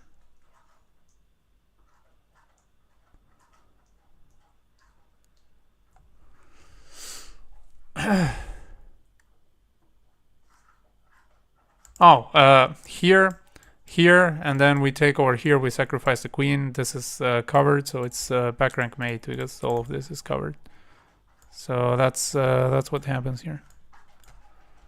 This mate. Okay. White to move in this one. We have this. Wait, what? This there's a rook here. I thought this was my rook for a moment. That's why I said this. Okay, so here, and that's it. It's mate. It's mate in one. Mate in one with a pawn. We're covering over here, and this all covered. This one, we have what? We have this check. Interposition useless, and that's it. What happened then? What happened? Okay, we have this, takes here, and that's it, because there's that and that and that and that and that and everything. So here. Let's check the chat just in case that Mahood is back. No. Okay, so here.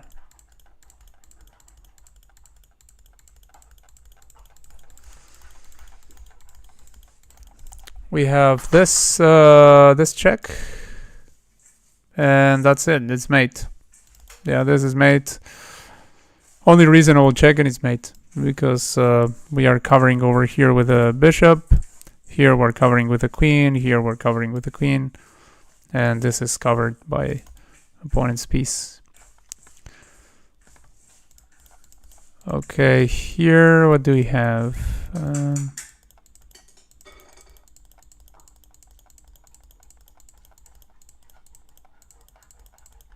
We have this queen is completely trapped.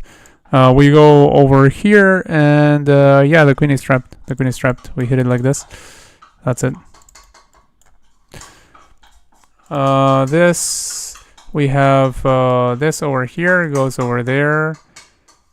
Or maybe not. Wait, it's not that. Check over here, can go over here. We go over there, go over there. Oh no, wait, has to be something else. Check here.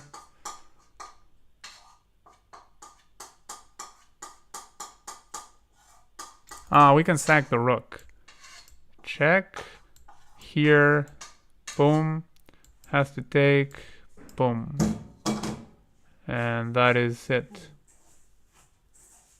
That is it.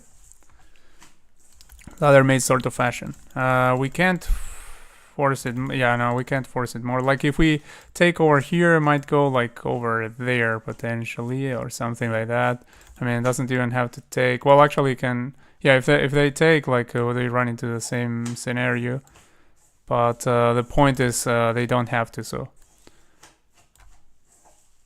just had to check what it was that we that made one move the solution and not the other, and pun not intended. So here we have a back rank mate in a strange fashion, if you will. Like we take over here, we remove one of the defenders of back rank checkmate, and then we bring this one sack and go for this. So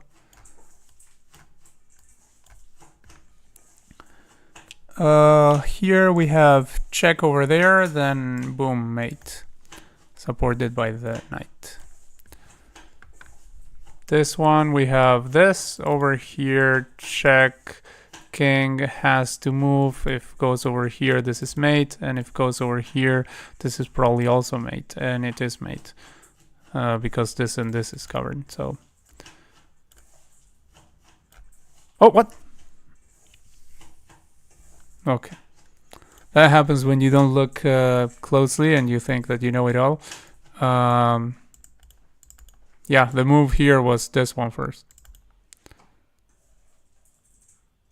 Because if I go here, he interposes the knight. Or the queen. If I go here, he has to go over there. And now, this is mate. Ugh. Like, for a moment, like for a split second, I really saw that the knight could interpose there. Ugh. Ugly. Okay.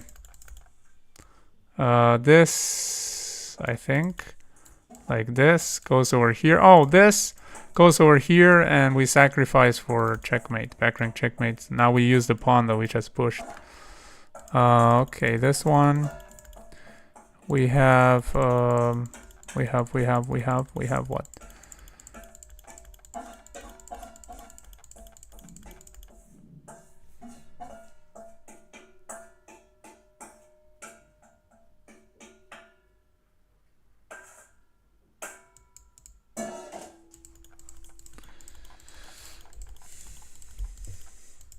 Let me see. If we take over here, has to take.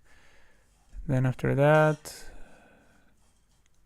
we have this. No, I can go over here. So not that one. This one. No, wait. There's that. This takes, because I mean we have this and we have this. So if we could cover that and that, then that would be great. But we can't.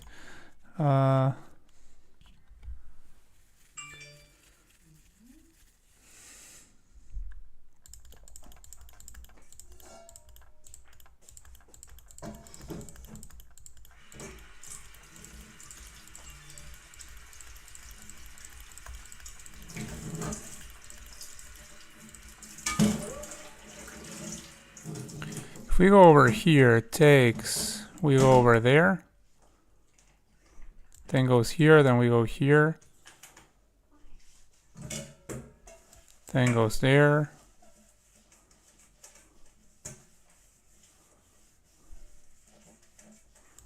Something like this might be it.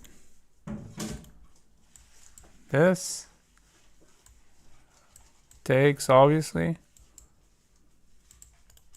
Like, I mean, if they don't take, let's look at they don't take. They don't take, they go here, then we take over here. Like, yeah, they're absolutely completely destroyed.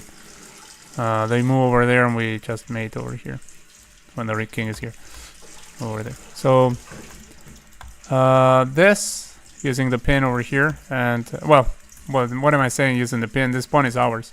This check, then takes, then check over here. Then goes over here, and no, I said this. What am I saying? Like, check, then goes over here, then goes over here. And that is it. There's no interposition or nothing. Yeah, that's it. There we go.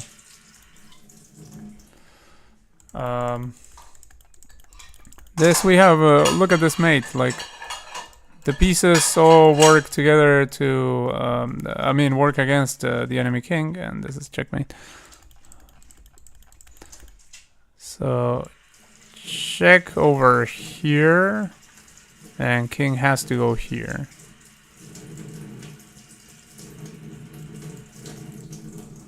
But not really seeing how we are mating from there. Like, check over here, goes over here. Ah, we have this one. Never mind. I was looking at this one and I was saying like, wait, what? They just take. But yeah, there's this one too. So here and here. Okay, we can just take that free queen. Ah, wait, it's not a free queen because knight takes over here. So what's the count here? Like, we have 3 minor pieces, 3 minor pieces. So we actually takes. Yeah. No, what? It wasn't that. Yeah, of course. It was checking first and then taking the queen probe. We can bring this bishop, and that's that.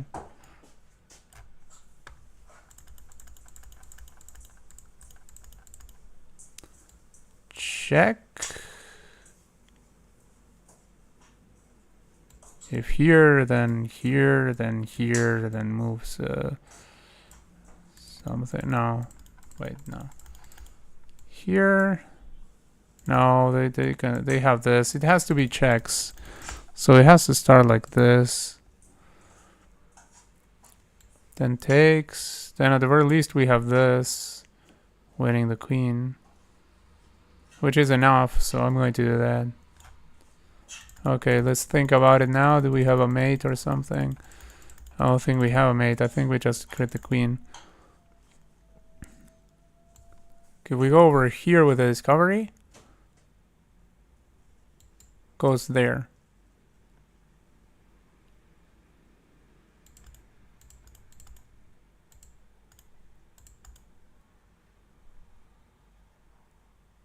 Yeah, I mean, it has to be just grabbing the queen. Okay.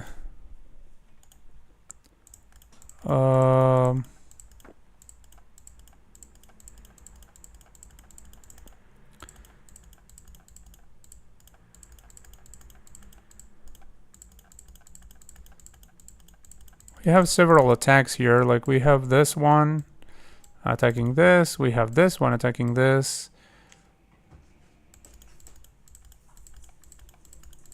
We have this one for mate. That looks more promising. That's more like it. Like we go over here. Then if the king goes like over here, they're getting mated here. So they can't try to escape that way.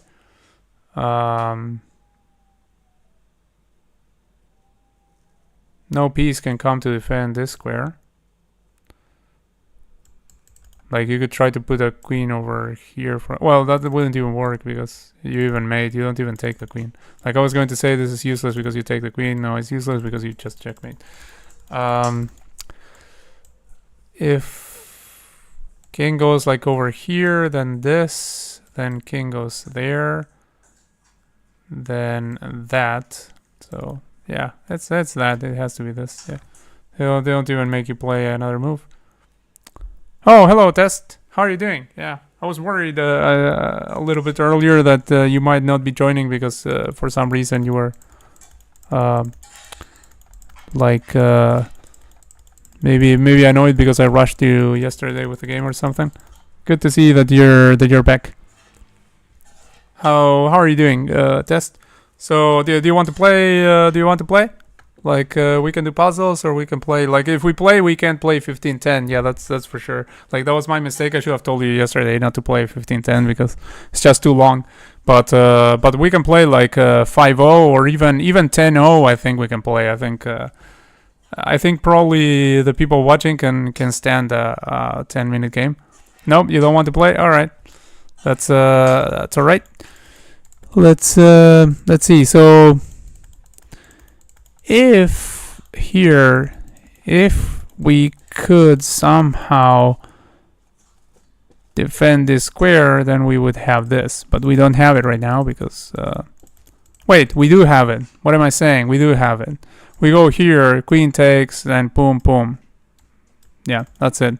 It's a decoy. It's an absolute pin, then decoy and fork. Look at that. Like that's how patterns combine. Boom, boom. All right. This, let's see. Do we go like over here? This, by the way, is meaningless because just takes with the bishop. Here. Is there anything that defends against mate if we do that? I mean, probably has to give up the queen in some sort of capacity.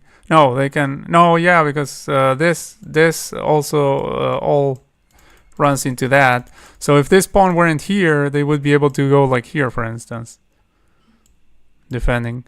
But since that's not the case, that's just simply it. Oh, you meant that you're not angry. Oh, yeah. No, I didn't mean because you lost. I meant because maybe you felt that I was pushing you because, you know, like I played fast and you know, and I said on the stream, well, I'm playing fast because, you know, I don't want you guys to wait forever or something. Like maybe you felt I was rushing you or something. That's what I meant. Not because you lost. I mean, obviously, like today I lost to Mahmoud. Like he played an excellent game of chess. you should have seen that game, and I'm absolutely not mad about it. Yeah, I won two, and then he won one. Yeah, he won an excellently played game. Like that was very very good. He trapped my queen in a fashion that I absolutely didn't see coming.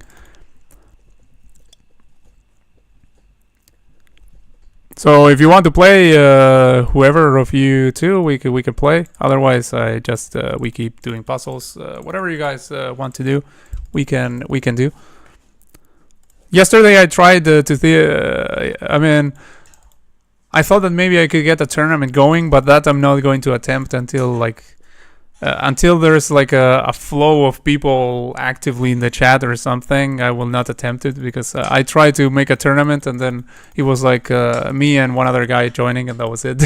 so we didn't do the tournament, but I mean it didn't affect things because while we were waiting for people to join, we were doing something else, so it's okay. But yeah, I mean, in the future I might do tournaments too, but first I need like a lot of people for that. So here we have this, again, a decoy, and we win absolutely everything. I mean, we win everything or we win the bishop if they just keep the rook. So here, this is under attack. We have, no, we don't have this because there's a queen there. We do have maybe this.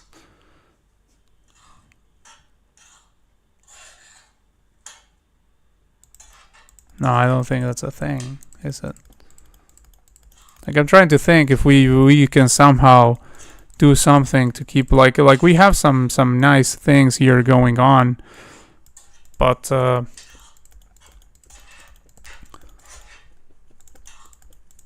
I don't see how we can exploit them at the present time. Like if I go here, for instance,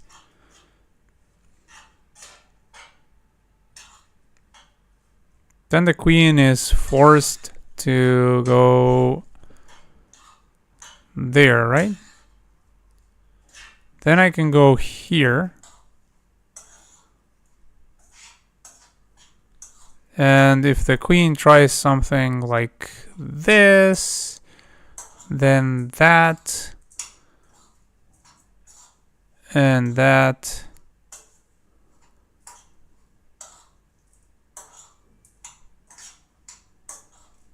or actually, we go here, the queen goes there, we can now go here, and then if this, and this. But maybe it. Like, I think we start like this, queen goes here, and then we just continue harassing it. Like, I mean, if this knight didn't need this protection, then I would be attacking the queen again, perhaps. But, I mean, I can't consider this move because there's this, so... so there's that. Yeah, you probably made a brilliant in the game. Yeah, you probably made a brilliant. Like it was really well played and it was absolutely tactical. So the finish was completely tactical. Oh, you think you have the notifications? That's nice. That's very nice.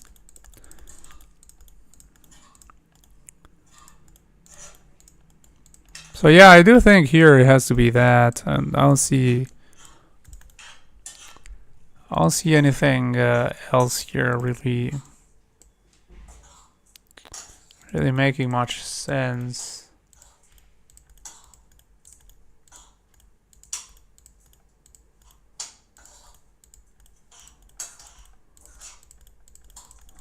Going to go for it.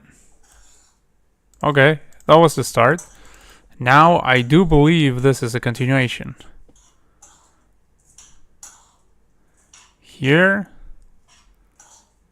queen has to go here. I mean, if they want to keep the queen, that's the only thing they can do, literally. And then we either we probably fork. We probably fork queen and rook. That's probably what we do. Or that. I mean, that's apparently the top move was to do that, probably. Okay, so this is getting hit, this is getting hit. But this looks juicy. We have lots of things here. We have this also. Goes over there. We also have this, by the way, because there's pin here. So this looks actually even more promising. Like this. Then let's say king goes over here. Then we go here, supported by the knight, and that's it. So can't really do that. And if it goes over here, then here again, same, it's over. So king has to go over here. And after that, we go over there. And they can go here. But run into that. And that's mate. I mean, they could also interpose, but I wasn't looking at that because with this over here, then we're just taking there. So it's a useless interposition. It's probably what they're going to do because that's the most resilient, actually. Like, I mean, objectively speaking, that is the more resilient. How do you think I can improve in chess, learn an opening? Actually, I don't think he should learn an opening, really. I mean, I don't know, really, because, I mean, I don't know if that's if learning an opening is not good advice. I mean, maybe it is good advice. I mean, you did wonderful against me, and you're sort of around the level of test. I think. Well, no, you're. I think you're higher rated. But anyway, like I mean, you're still sort of beginner level. So obviously your advice is whatever works for you is going to work for test right now, most likely. But I would say that when you're starting with the game, you should do a lot of puzzles for tactics. If you want to learn openings, it doesn't hurt. But I mean, it definitely doesn't hurt. When I was learning chess, which was very recently, by the way, that I started. But the point is, even when I was a complete beginner, I was still studying a little bit of openings. Like, I mean, basically the bit of openings that I always studied, sort of. Like, I mean, I don't know, like, theoretical lines, like, I don't know, like, long theoretical lines, I don't know that. Like, I may know one or two, but, I mean, I don't know, like, a lot of those. And whenever I try to learn one, I always forget it, so, I mean, it's kind of pointless. But learning openings, like the ideas of the opening and a few moves, like at the beginning, that can help you a lot. But still, I would say that if it is enjoyable for you to learn openings, that can be good. Like I have done it because it was enjoyable for me. I liked doing it, but it's not because I needed to really learn an opening in order to progress. Like, I think in order to progress as fast as possible when you're just starting, just do lots of puzzles. And always, like, whether you're starting, whether you're master level, anything, is analyze your games. Is going to be play a lot and analyze the games, and don't just play, because if you just play, then you're going to make the same mistakes over and over again. Like, I mean, you do learn a little bit from playing. Like, for instance, today I got my queen trapped, so I mean, probably next time I will look for that kind of pattern again. But I mean, you learn a lot more if after the game you don't just go like, oh, I think I lost because of this, or I think I won because of that, and instead of that you go with the computer or coach or whatever, and you actually analyze your game. That is much more useful. But I have to say, I don't analyze a lot of games. But I mean, if you want to progress fast, analyzing games is the way to go always. And doing lots of puzzles, especially when you're getting started. Like, when you're getting started, like at the level that you're at right now, Test, you should do lots of puzzles, definitely. Like 100%. Like last time, this is what happened last game that we played. Let me pull up an analysis board, and let me change the view to the analysis view. This looks all broken because I'm about to change to the analysis tab. So I'll create another tab here, analysis. There we go. So this is what happened in our previous game. You you were with the black pieces. Like I'll show you from black's perspective because this you were playing here. So I play knight f3 attacking this pawn. You play knight f6 attacking this one. This is perfectly fine. This is called the Petrov defense. They don't usually recommend it to beginners, but I'm of the opinion that if you're whether you're a beginner, a master, or whatever, you can play whatever opening you like. You just whatever you're enjoying, you can learn and play. So, and obviously, if you're playing an opening at the beginner level, like they say, oh, this opening you shouldn't play at the beginner level. Well, if you're a beginner, you're playing against other beginners. So, if you're playing against another beginner, even if it's a super theoretically heavy opening, like for instance, they don't recommend the Sicilian to beginners usually, and I play it.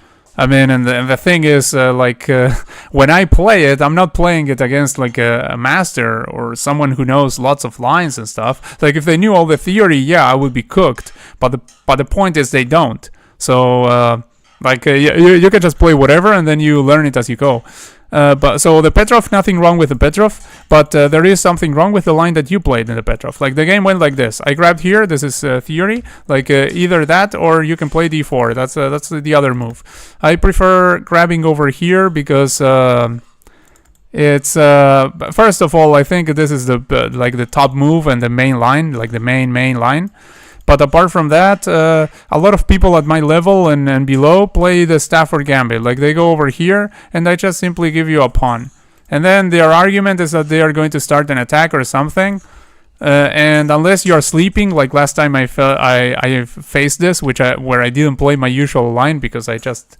Oh no, I was like distracted, I was tilted or whatever, and then I played whatever and I fell for the tricks. But usually, I mean, if you're careful, you're not going to fall for the tricks, and so that's another reason that I play this, because I like when people go here and then I can get a Stafford Gambit in. Like, I mean, you're just up a pawn. If you know how to defend, you're basically up a pawn. I mean, if you know how to defend better than your opponent knows how to attack. Like you have to, with perfect defense, you're doing well, and with not perfect defense, but against not perfect attack, but your defense is better than the opponent's attack, then you're also winning, which is how I won a lot of games, because I messed up, but my opponent didn't know how to deal with that. And so that's about the Stafford Gambit. But the point is, like, this theory. And here you can do this, which you did. It's not the best move, however. It's not considered the best move to grab this pawn right away. Why? Because you play what I played here, which I played this. And now, I mean, obviously you didn't fall for this trap. That was good. Like if you go over here, then for those watching, yeah, we have this, like this check. And it's like this is a discovery. And we are hitting the queen. And if the queen interposes, we are still getting the queen with a knight. So that loses a queen. You didn't fall for that, but still this move is good. This move is not just trappy, it is a good move. So you play this move and then you have to play queen e7, I believe. Yeah, queen e7 is the move. And then I grab over here and then you go like over there or something. Then I can play d4 and then you're like basically down a pawn. But this is playable. Maybe it wasn't. No, it was d6, the right way to go. But I mean, same thing. Like I go d4, and I believe you're down a pawn in this line for a little bit. But like I mean, you can. It's actually playable. Like you could go for that. I don't recommend it, however. I recommend that if you're going to go for the Petrov after this, I believe the move was d6, kicking the knight, and then yeah, this is kicking the knight. Then knight f3. Then you can take over here. And now if queen e2, then you go, and actually queen e2 is not even the move, like d4 I think is the move, and it's what I play usually. Yeah, if this, you go queen e7, and now there's nothing here for white. Actually, white shouldn't go queen e2. So that's a thing in the opening. Oh, you weren't here. Shoot. I was talking, thinking that I was talking to test. Well, fortunately, this gets recorded, so I mean, you can come back and review it in the video. Puzzles want a diamond membership. Oh, diamond? I mean, wait, diamond or platinum? Still, I mean, it's a paid membership, but I mean, do they ask for a diamond or a platinum now?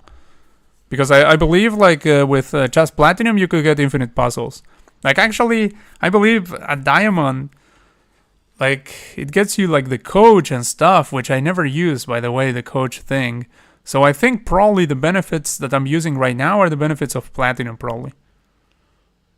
But at this moment, I'm gonna free diamond that I won from. I mean, I was paying for diamond before, but I mean, like, right now I have like some months free. I don't know when it ends. It might be about to end, but yeah, I had a couple of months for free from winning a contest that there was on chess.com. Like they have lots of events where you can win a diamond membership, whether it's tournaments or whether it's other stuff. Like from a tournament, I haven't won one, but there are tournaments where they give to random people diamond memberships. So I mean, you don't need to win the tournament; you can still get a diamond membership. I know of at least one event that works like that. So there is that too. Like there are lots of events on chess.com where you can win a diamond membership, and sometimes they do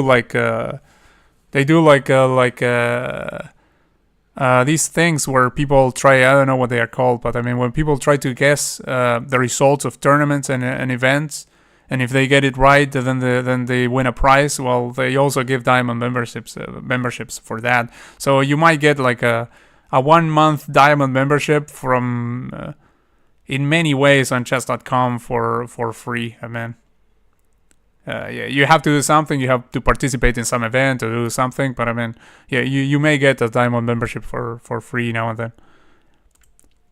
It's not super easy, of course, but I mean, like, but I mean, that's an alternative if you can't afford it and don't want to pay, or don't want to pay for it.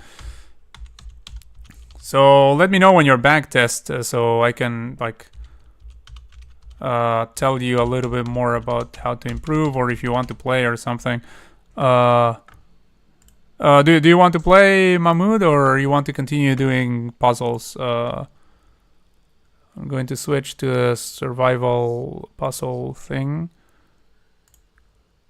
because it seems like yeah, Test not here for now. Okay, so let's see, what do we have here? It's white to move.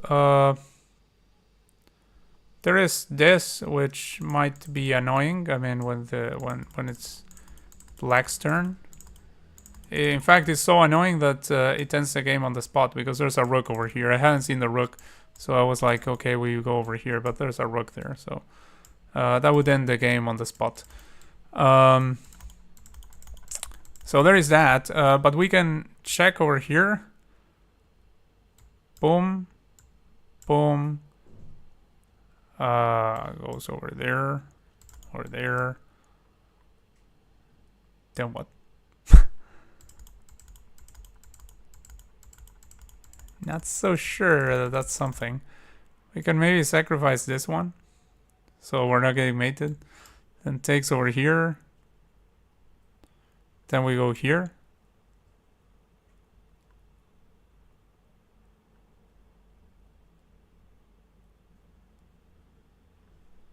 Then there might be like something like this. You go here and we are safe from other checks. Complex. I mean, obviously it has to start with something drastic, meaning like this doesn't seem to lead to anywhere, so I don't think that's that. Oh wait, it could be, no. Like I was thinking, what about this? But I mean, no. So I mean, it has to be something drastic. I don't think this works, so it's probably that. Like probably sack the rook over here, and then potentially going over here, threatening mate. And I'm not sure that black can do anything about that. That is the thing. I think that's what it is. Go to pray and come back later. Oh, okay, yeah, sure thing. Yeah, you told me that you were going. It was pray time. Yeah. Hello, Frida Zero. How are you doing? Welcome back.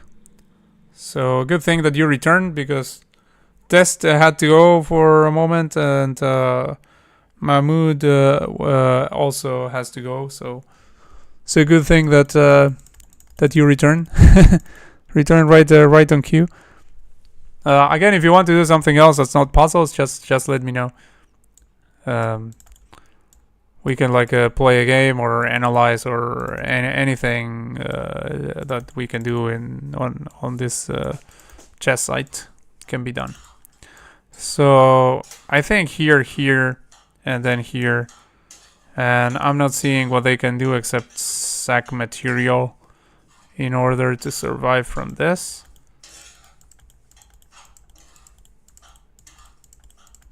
So I'm going to go for it. Let's see, this. Ah! I felt it could be that.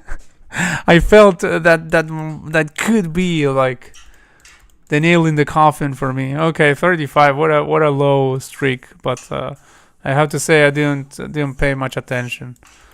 What was the idea here? Oh, maybe this one. Threatening mate also, but like this.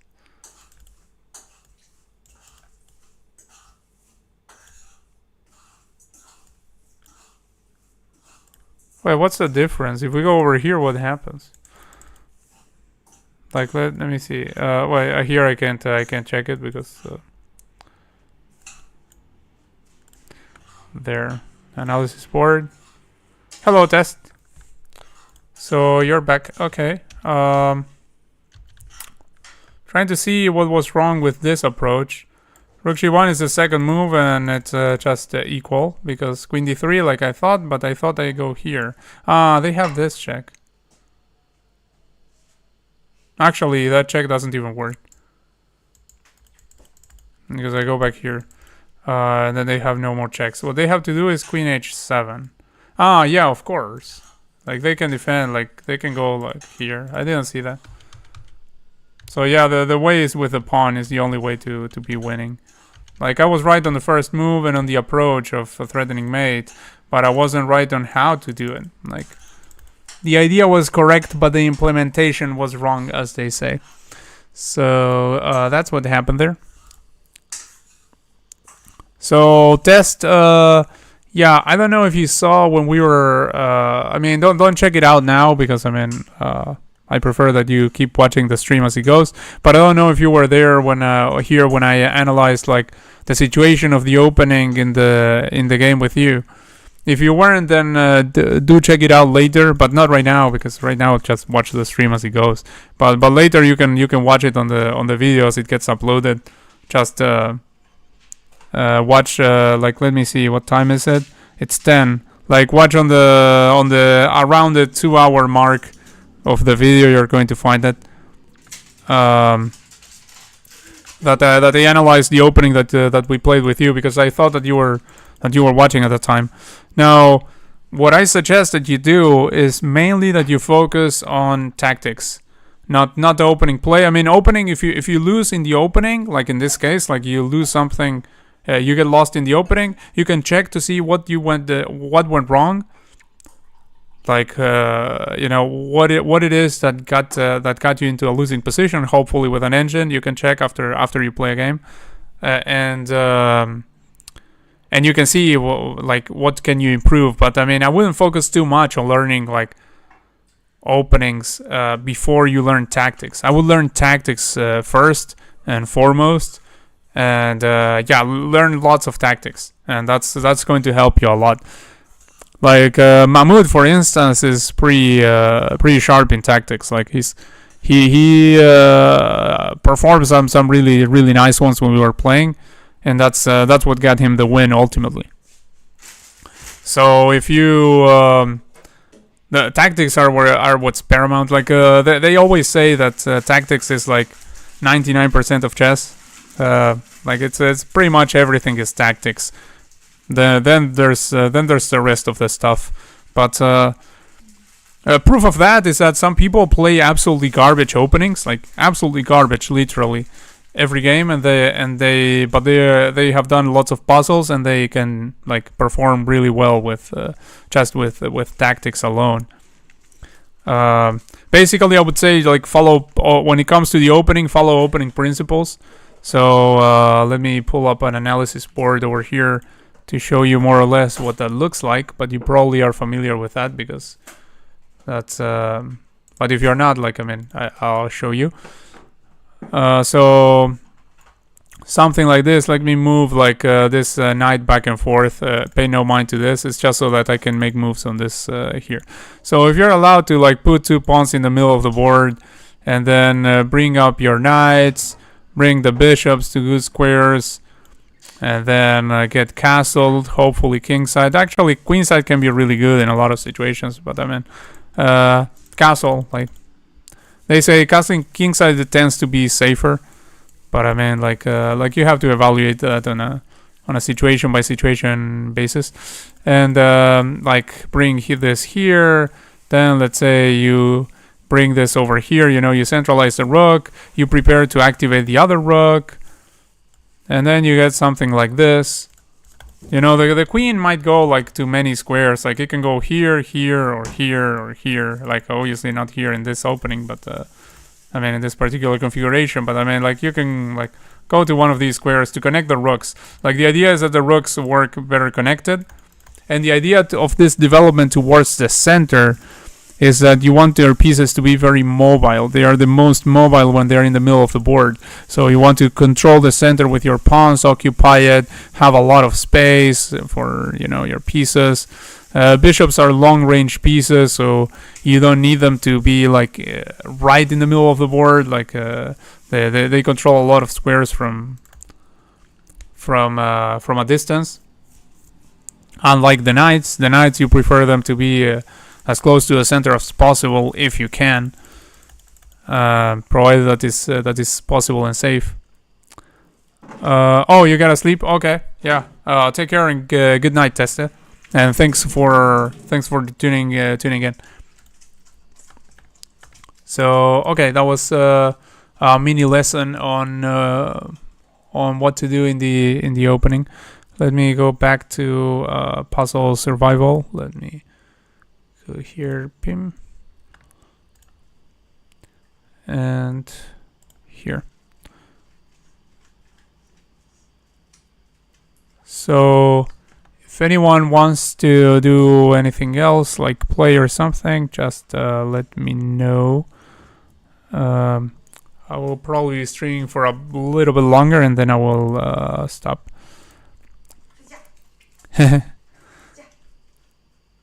Oh, you can stay here for some minutes. All right. Well, if you want to play a game, we can play test it. So here, like basically, we take. If it goes over here, we just go faster.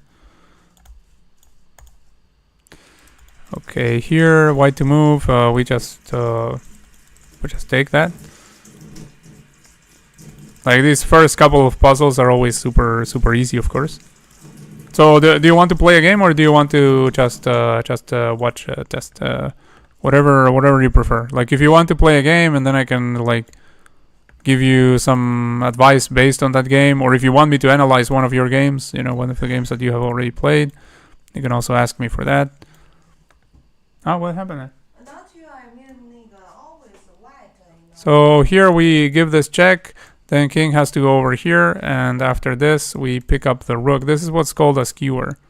Like we go over here, there's a higher value piece in front and a lower value piece behind, but the lower value piece is undefended or still of higher value than the one that we have on the other side. So like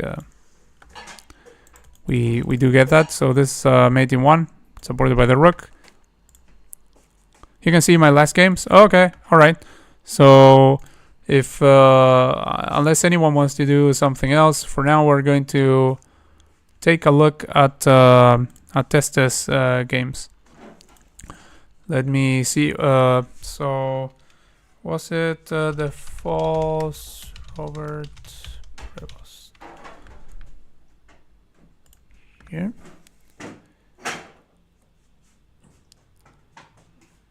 Okay, and let me change this to the analysis board. Analysis view. Okay, last games. So you play this, and this. And you play this, which also had okay. So I'm going to go, even though you won this game, I'm also going to go the ones you... Well, now let's start with one that you lost, because that's more important to check. So... Let me check it out. Let's see. Let's see what we have here.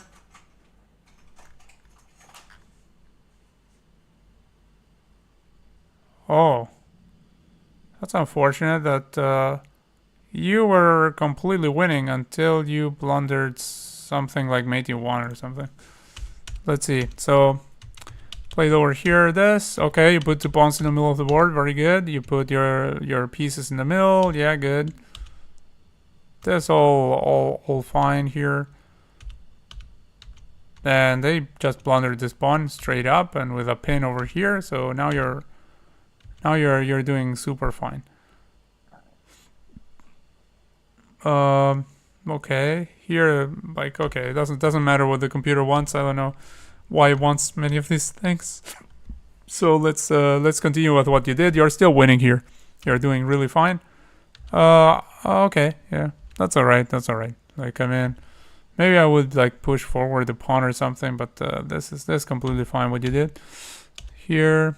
Castles. Okay, you have a really nice position. So obviously your understanding of opening principles is good. Took over here, took there. You realize that this was a free pawn. Then there was that. Now, what did you do? You went over here. Okay. All right. Yeah. Gotta be slightly careful. Like, this bishop wasn't doing really much here. You could have just even gone back here to try and trade it off. You could have even done that. But you gotta be careful about the... I think you could have done that. Let me check just in case. Yeah. So, the thing is, don't allow this knight to live forever here. Now, after you do this, you're weakening the light squares. Like, usually when you do this, you want to... in this configuration around the king, you want a light squared bishop over here.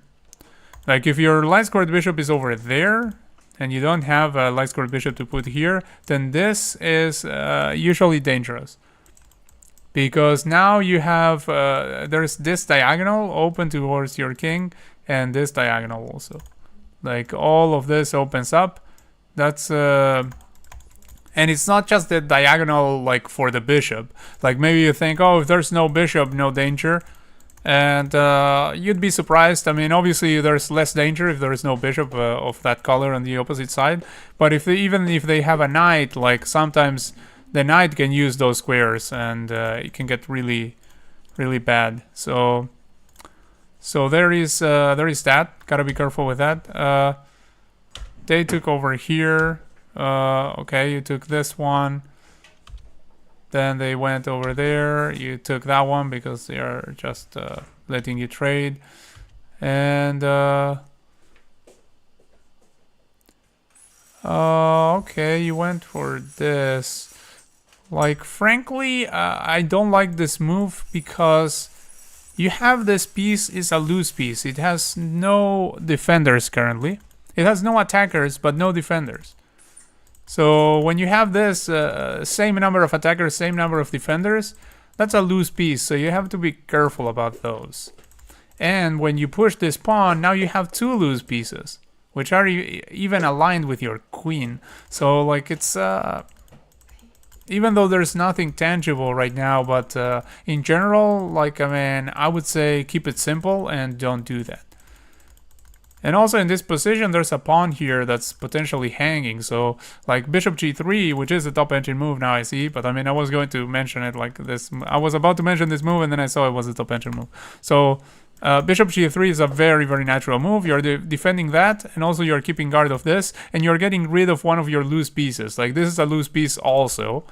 Like, there's a saying in chess that says, loose pieces drop off. You have 2 loose pieces at the moment. And after you do this, you have 3 loose pieces. So try to keep everything defended. And especially if you're up material, like, you don't have to do anything crazy, just keep it solid. That's the easiest way to win when you're up material. Like, you over here, you keep this defended, everything defended, the pawns guard the bishop, everything is completely fine if you do that. And this knight, later you can move it, like, somewhere else where it will also be defended. And everything is fine, like, just that. Instead, you went here, Let's see how that turned out. Like over here, you're already like the mate that's going to happen. I think is already brewing here. Like you got mated in 2 moves, so you probably got mated because you moved this bishop away from this potentially. Like maybe you did something crazy, like moving this bishop somewhere. Like maybe you went here and attacked this rook or something. Like you probably did something like that. No, you went here. Oh, okay. Yeah, here you have to go bishop g3, otherwise you're getting mated. And you took, thinking that was a free pawn. That was your opponent's... see, this is what a lot of players do. They play for tricks. When you have more material, you should make trades. Yeah, absolutely, absolutely. When you have more material, it is good to make trades, but be careful. Be very careful about it. Like making trades is good. Yeah, definitely. When you have more material, making trades is good. But be careful about how you go about it. Like sometimes you don't want to try to push on the trading too much, or otherwise you may fall victim to some tactic. And also sometimes you may make your position so horrible by going for bad trades. Like sometimes trading a bishop for a knight. Like today, for instance, when I was playing against Mahmoud, I rejected a trade of a bishop for a knight because I wanted to keep my bishop. I thought like, well, this trade doesn't really help me, even though it would simplify the position, but it wouldn't simplify it in a way that I wanted to simplify. So be a little bit careful about that. But in principle, if you trade pieces when you're up material, yeah, you're winning because you're up material, you know. But I would say be slightly careful about how you go about it. Like still think a little bit about the trades. Like usually they say to beginners, oh, just trade and don't think about it. And they think that the concept of evaluating trades is too advanced for beginners.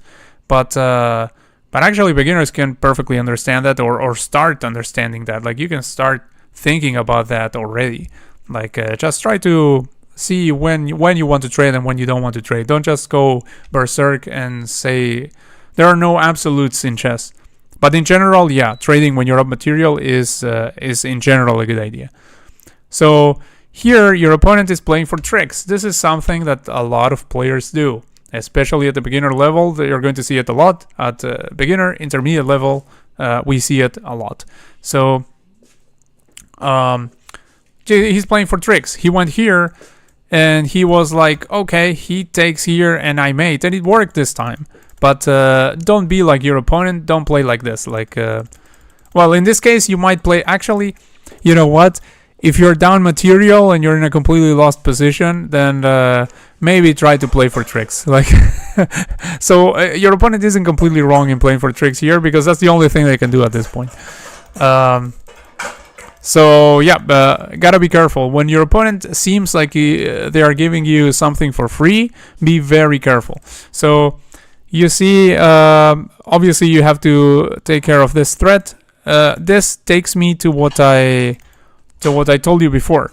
I told you do tactics, do puzzles, learn tactics. So if you are very sharp with the tactics, then you see, oh, gotta be careful with this. And then you do not take here because you see that your bishop is the only defender of that, and you say, oh, removes the defender. I will not go for I will not allow this. So that's where knowing tactics comes in, and also the fundamentals of what I told you before. Like a lot earlier, before I knew how this game would end, I told you, like here I told you, you can go bishop g3 for trades of pieces. Like you can go bishop g3 and you can just trade over here, but you did this instead, which I told you this configuration not very good. And then you over here, yeah, I said there are 2 loose pieces. You can drop back bishop g3, and if you had done this here, which is a principled move, this is not a move that relies on like tactics or anything crazy. This is just a principled move, like following the principle of loose pieces drop off. I don't want to have loose pieces in my position. I want to have everything defended more than it is attacked. So this bishop is not attacked, but if you go over here, not only is it not under attack, but it's also defended a lot of times. So but apart from that, it's also a way to disallow this queen from coming over here, and also disallow it from taking this pawn. But I mean, the fact that they take a pawn is almost meaningless at this point because you're up a lot of material. But it ended up being extremely meaningful that this queen was able to go over here. And it ended up being extremely meaningful that your bishop wasn't over here. Like, if you had played this move at this point, you wouldn't have had even the temptation of this pawn that could be apparently grabbed over here and then they mated you. Like, the bishop would have remained guarding this. So that's basically what there is about this one. Did you just start streaming on YouTube like more frequently? Yeah, I've been streaming a lot more frequently lately. Like, I've been streaming on a daily basis lately. Like, I don't remember when I started doing so, maybe a week ago or something. But yeah, I've been streaming daily now. And welcome, by the way, a loaf of bread. I'm about to end the stream, but not quite. Like, I may go for like some minutes. So yeah, that's what there is about this game. Test. Let me know if there's any questions that you have about that one. Otherwise, let's take a look at one of your other games. That first, I'm looking at the games that you lost. I mean, because that's the most important. Like, looking at the games that you lost. It's easier, I think, to look at the games that you lost when someone else is looking at them, because when we have to look at them, it's kind of hard to force yourself to look at the games that you lost, because we don't like going through the pain again of watching them. So, but they are the games that you learn the most from. Another thing I'm going to say: you're playing 30 minutes chess. Both you and your opponent are not using the 30 minutes at all. Like, your time management is something that you definitely have to improve on. Either play faster game. I mean, I don't recommend you to play faster games. I recommend you to play long games like you're playing now. But do take your time. Like, take your time. Let's see how much time you're spending here. Okay, 7 seconds of this move. It makes sense because this move is, I mean, you might play this in an instant because, I mean, you probably already know that e45 is a good thing to play. So, I mean, the moves that you have memorized, by all means, just blitz them out. Just play them as fast as possible if you're 100% sure that that's the move in the position. If you're not 100%, if you're like 99%, then take a little bit of time if you have time. So, knight c6, defends this pawn, perfectly fine. d3. Also, another thing that's useful when you're starting out is to actually play the same openings. Like, against me, you play the Petrov. Now here you play knight c6. I recommend that you stick with one for every game, probably.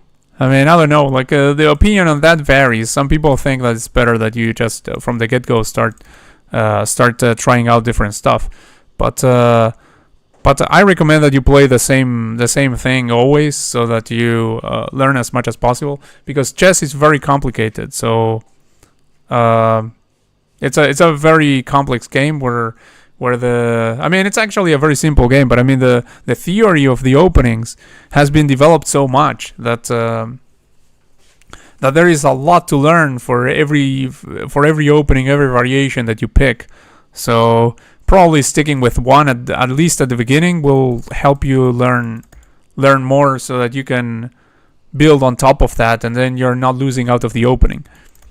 Because you know the ideas of the stuff that you play, so you basically come out alright out of the opening. So you went for, okay, knight f6 here, okay, d6, alright. Yeah, you could have just played d5 here straight up, but this was okay too. Okay, pin, this. Okay, you guys are playing basically the mimic game here, and now you went d5. Okay. Now d5 is a mistake, but it's not so easy to see how it is a mistake. Like, takes, and what?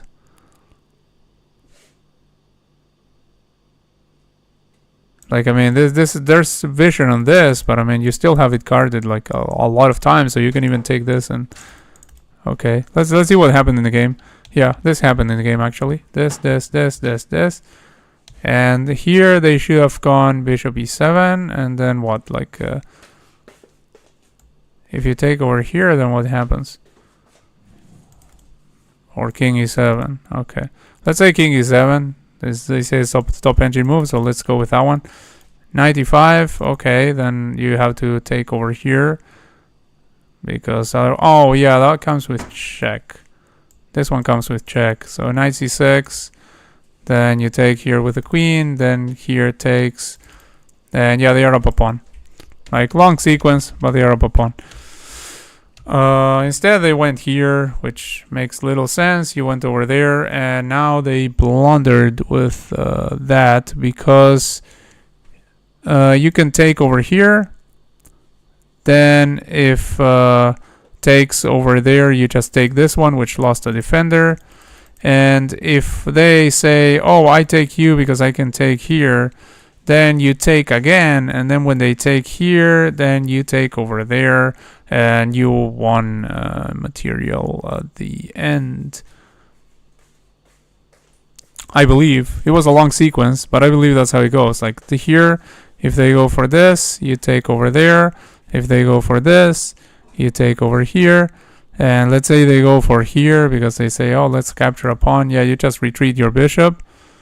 Yeah, with bishop e2 even, so they are not even capturing a pawn because you're hitting that and you're hitting that. So, yeah, that's the way to punish that.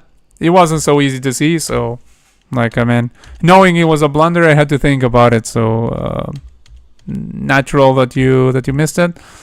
Now this is completely equal, so this is not where you went wrong. Here, okay, so here you see your opponent made the same mistake I told you about.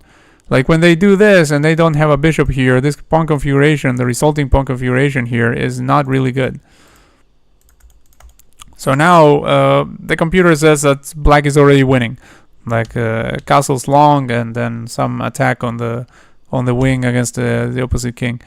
You took over here. I don't really like this trade because in general you want to keep the bishop. Like you don't want to trade a bishop for a knight in general. So here you traded this. I'm not particularly fond of that. Okay, you went for this. Interesting. And they just allow you to go for it, all berserk. Okay, you can take that bishop because you have queen and rook attacking it. You took it with the rook. Okay. Oh, it's interesting that actually the rook capture, they consider it the best move. I would probably just take with the queen, honestly. So they offer the trade.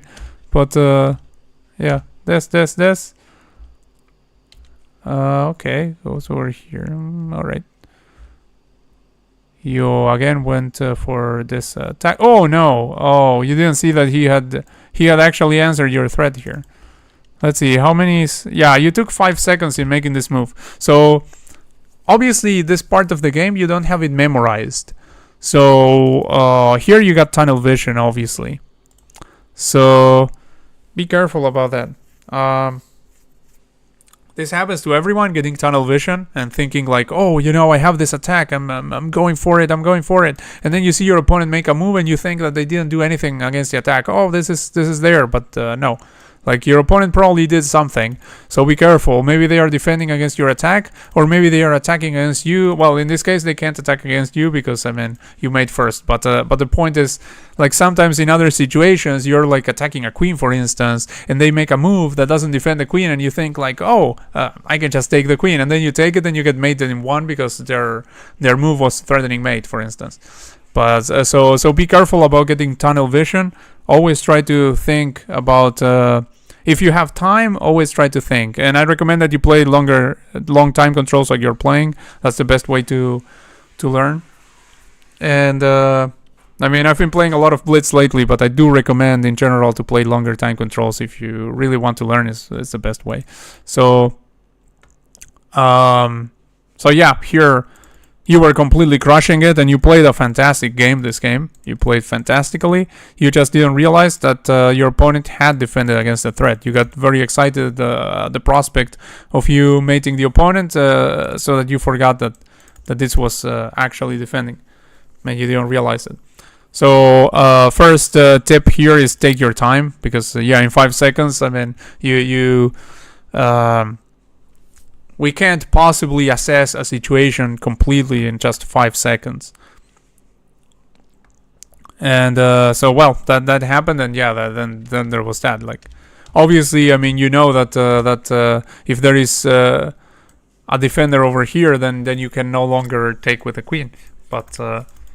But you didn't see there was a defender. That was the only problem, and you didn't see it because you didn't take your time. Because I mean, you took very little time, and yeah, the rest of the game is just meaningless. Because yeah, obviously after that, the game is just completely lost. So I mean, you played fantastically well. The only problem was that. So I recommend from there that you do take your time. That was a problem also in the first game, the previous game that you lost, that you were not taking your time. So it looks like that there is a pattern here, that you're never taking your time. Let's see here. Let's look from your perspective again. E4, E5. Okay. Knight C6. Okay, they went for this. Like here, the main move is just taking, but this again, like openings. Oh, you gotta go. Okay. So see you next stream, hopefully, and thanks for tuning in. Oh, you're most welcome, my friend, and thank you very much for tuning in and for being so supportive.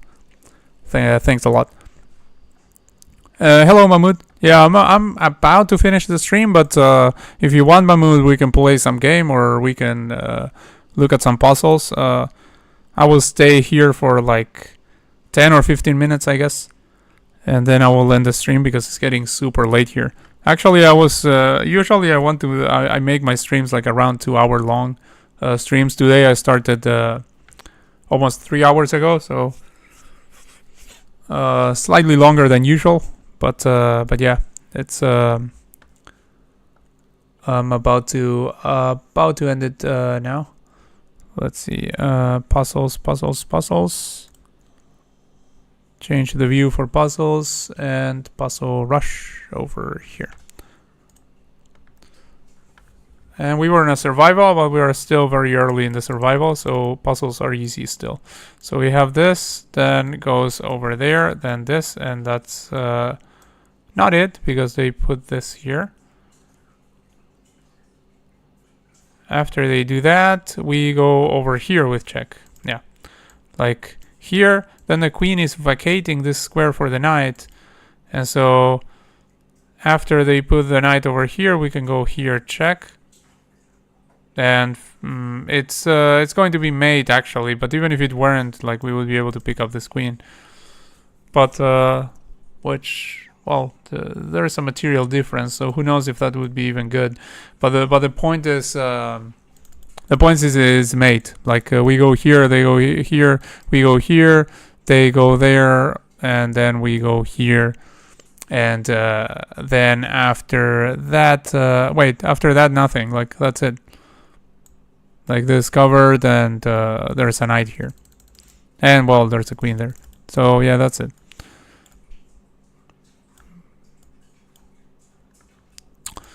Black to move. Okay, we have this over here.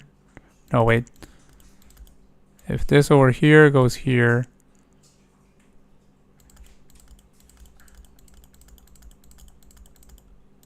So here goes here.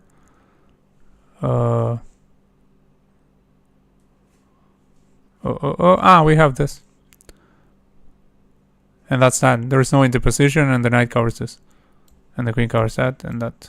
Yeah, that's it. Here we have this pattern where we check the king, goes to the corner, then we have back rank, like by sacrificing the queen and this.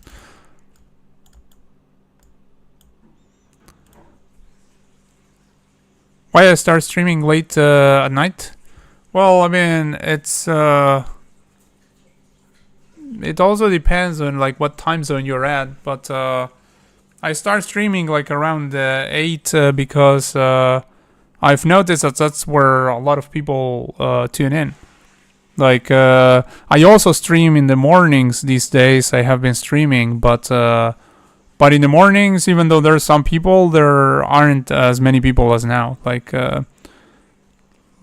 at this time, like around what's like 9 my time, 10 my time, something like that. Like there's plenty of people, so that's where you guys are tuning in. and that's why I've been streaming at that time. Like, I don't know if you guys are earlier available or prefer like early streams. If that were the case, then do let me know. I can do that. But personally, since there has been an audience at this time, that's the reason why I have been streaming sort of late. So this one we go here, and if here, then what? If here we have this, and I mean, first of all, we can pick up a queen, but secondly, I do believe that we're mating. We go here, then goes over here, then we go there, then goes over here, then we have this. And that's it. There's no interposition, so that's mate. And of course, after this, they don't have to go here. I looked at this, but I mean, like, yeah, good luck. Let's just checkmate more immediately.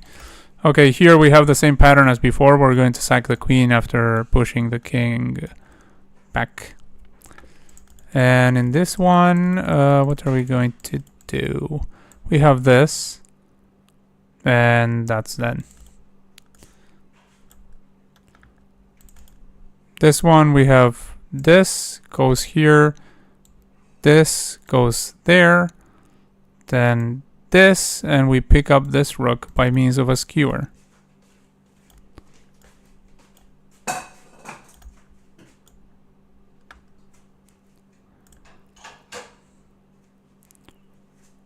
Oh, when I started, it's 2 a.m. Wow, that's crazy late. Or early, depending on the point of view. Yeah, that's crazy late. Yeah, I can stream earlier. I don't know where the other people are watching from. Like, well, what time is it? We're Test and A Loaf of Bread and Afrita Zero and Psychic Couple and the other people are at.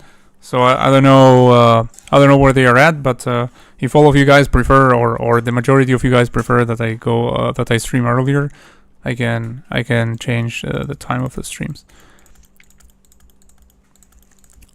White to move here. Okay. So we are about to promote. Wow, this is crazy. Like, how are we doing anything that resembles a win in this position? Even a draw. Like, what?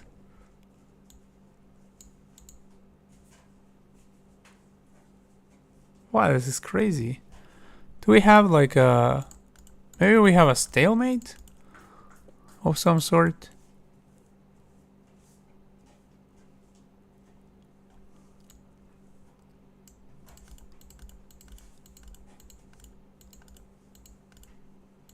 Well, I mean, as long as we have a bishop, we don't seem to have a stalemate, really. Like, wow, this is crazy. I'm completely puzzled as to... No pun intended, as to how this proceeds.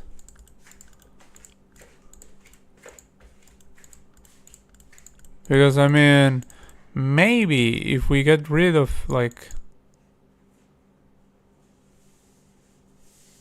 even getting rid of the bishop, like, how are we even creating a stalemate situation here?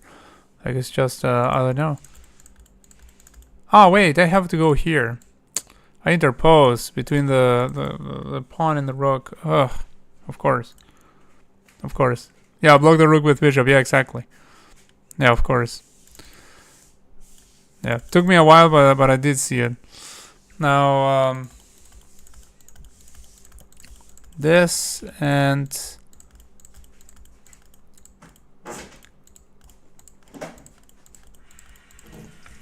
Okay, we have this. Are we winning that endgame? Doesn't seem like it, but we might. Oh, we also have this. Double attack on that. Could try to defend like this.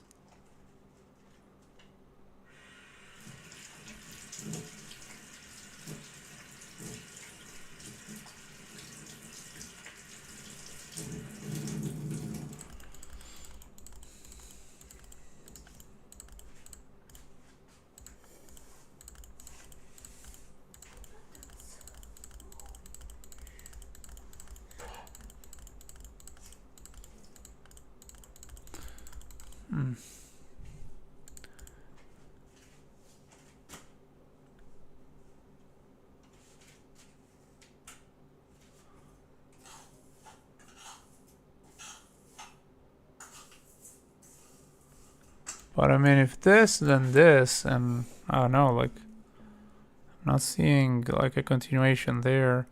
Maybe something moving the bishop that that will just win the rook. I mean, we'll win something on not win the rook, like win something on account of the rook being under attack. Like for instance, if we go here, we're winning this pawn.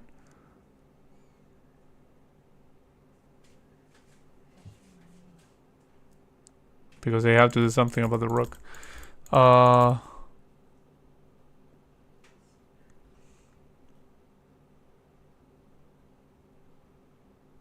Should be easier, this puzzle. Because it's like 1k rated, so it should be easier. So I'm probably like I'm probably not seeing the wood for the trees here.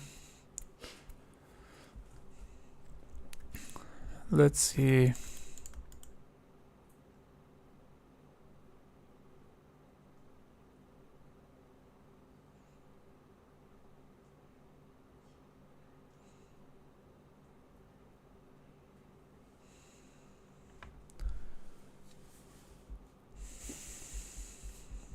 I think it may just be that. That. And then we have a passer over here, and we have equal number of pawns, but we have an outside passer. And our opponent, meanwhile, has these double pawns over here. I don't know. Yeah. Just in a moment, I will finish. Don't worry. Again, if this takes. Oh no, we can go here, but they go here. That doesn't seem like we're getting anything done. So I don't think it's that. If this.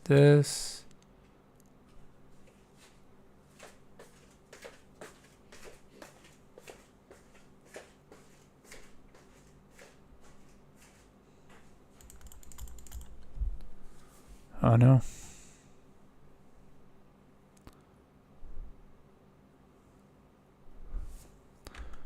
I'm running out of ideas here. Just a pass pawn. Yeah, I mean it might be, but how do we even go about it? Like just here and here?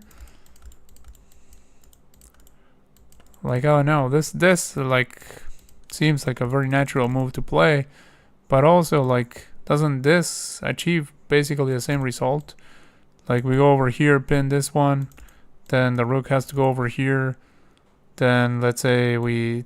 Oh no, if we take over here, they take with the rook, so actually they are defending against this. So no, it doesn't achieve the same result. So yeah, probably this then, right? Oh no, I'm not convinced, really.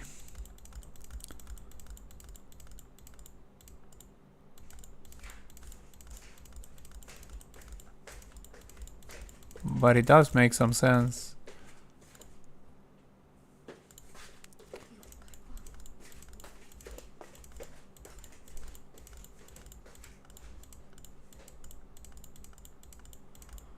Also like here, and let's say something like here and trying to go there. What about that? Like here, only way to defend against the loss of material. And we go over here. And then we're going to go there. I think that's probably it. I think here, here, here. Oh, nice. Yeah, I think it's 10. I'm pretty sure it's 10. It's kind of crazy. Yeah, it was that, and it ended right there. Like, okay. No, it was spinning and then going for that. Like, I mean, they don't make you like really prove that you know how to do it in this case, but okay, here first of all, this is a thing, but this or this and something like this, then let's say takes over here. I know we go like here or something.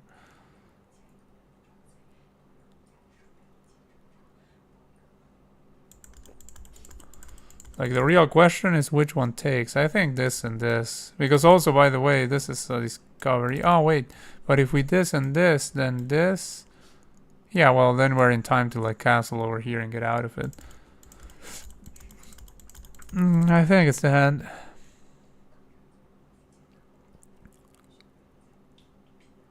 Oh wait, there's this, this, and this. I mean, or this, and this. That's mate. Straight up. So when you have an option that is mate, probably play mate. Like, yeah, that's it. Okay. Like to move, and this is probably going to be the last one because it's getting really late here now. So, and also like even later for you guys. But okay, so we can take here, takes here, then we go here for the fork.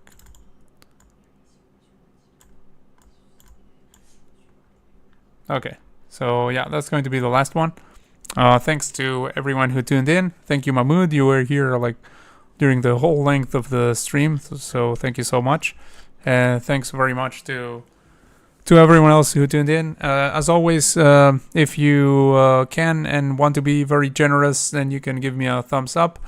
And if you guys want to let me know in the comments of the video after it gets uploaded or in the chat or whatever,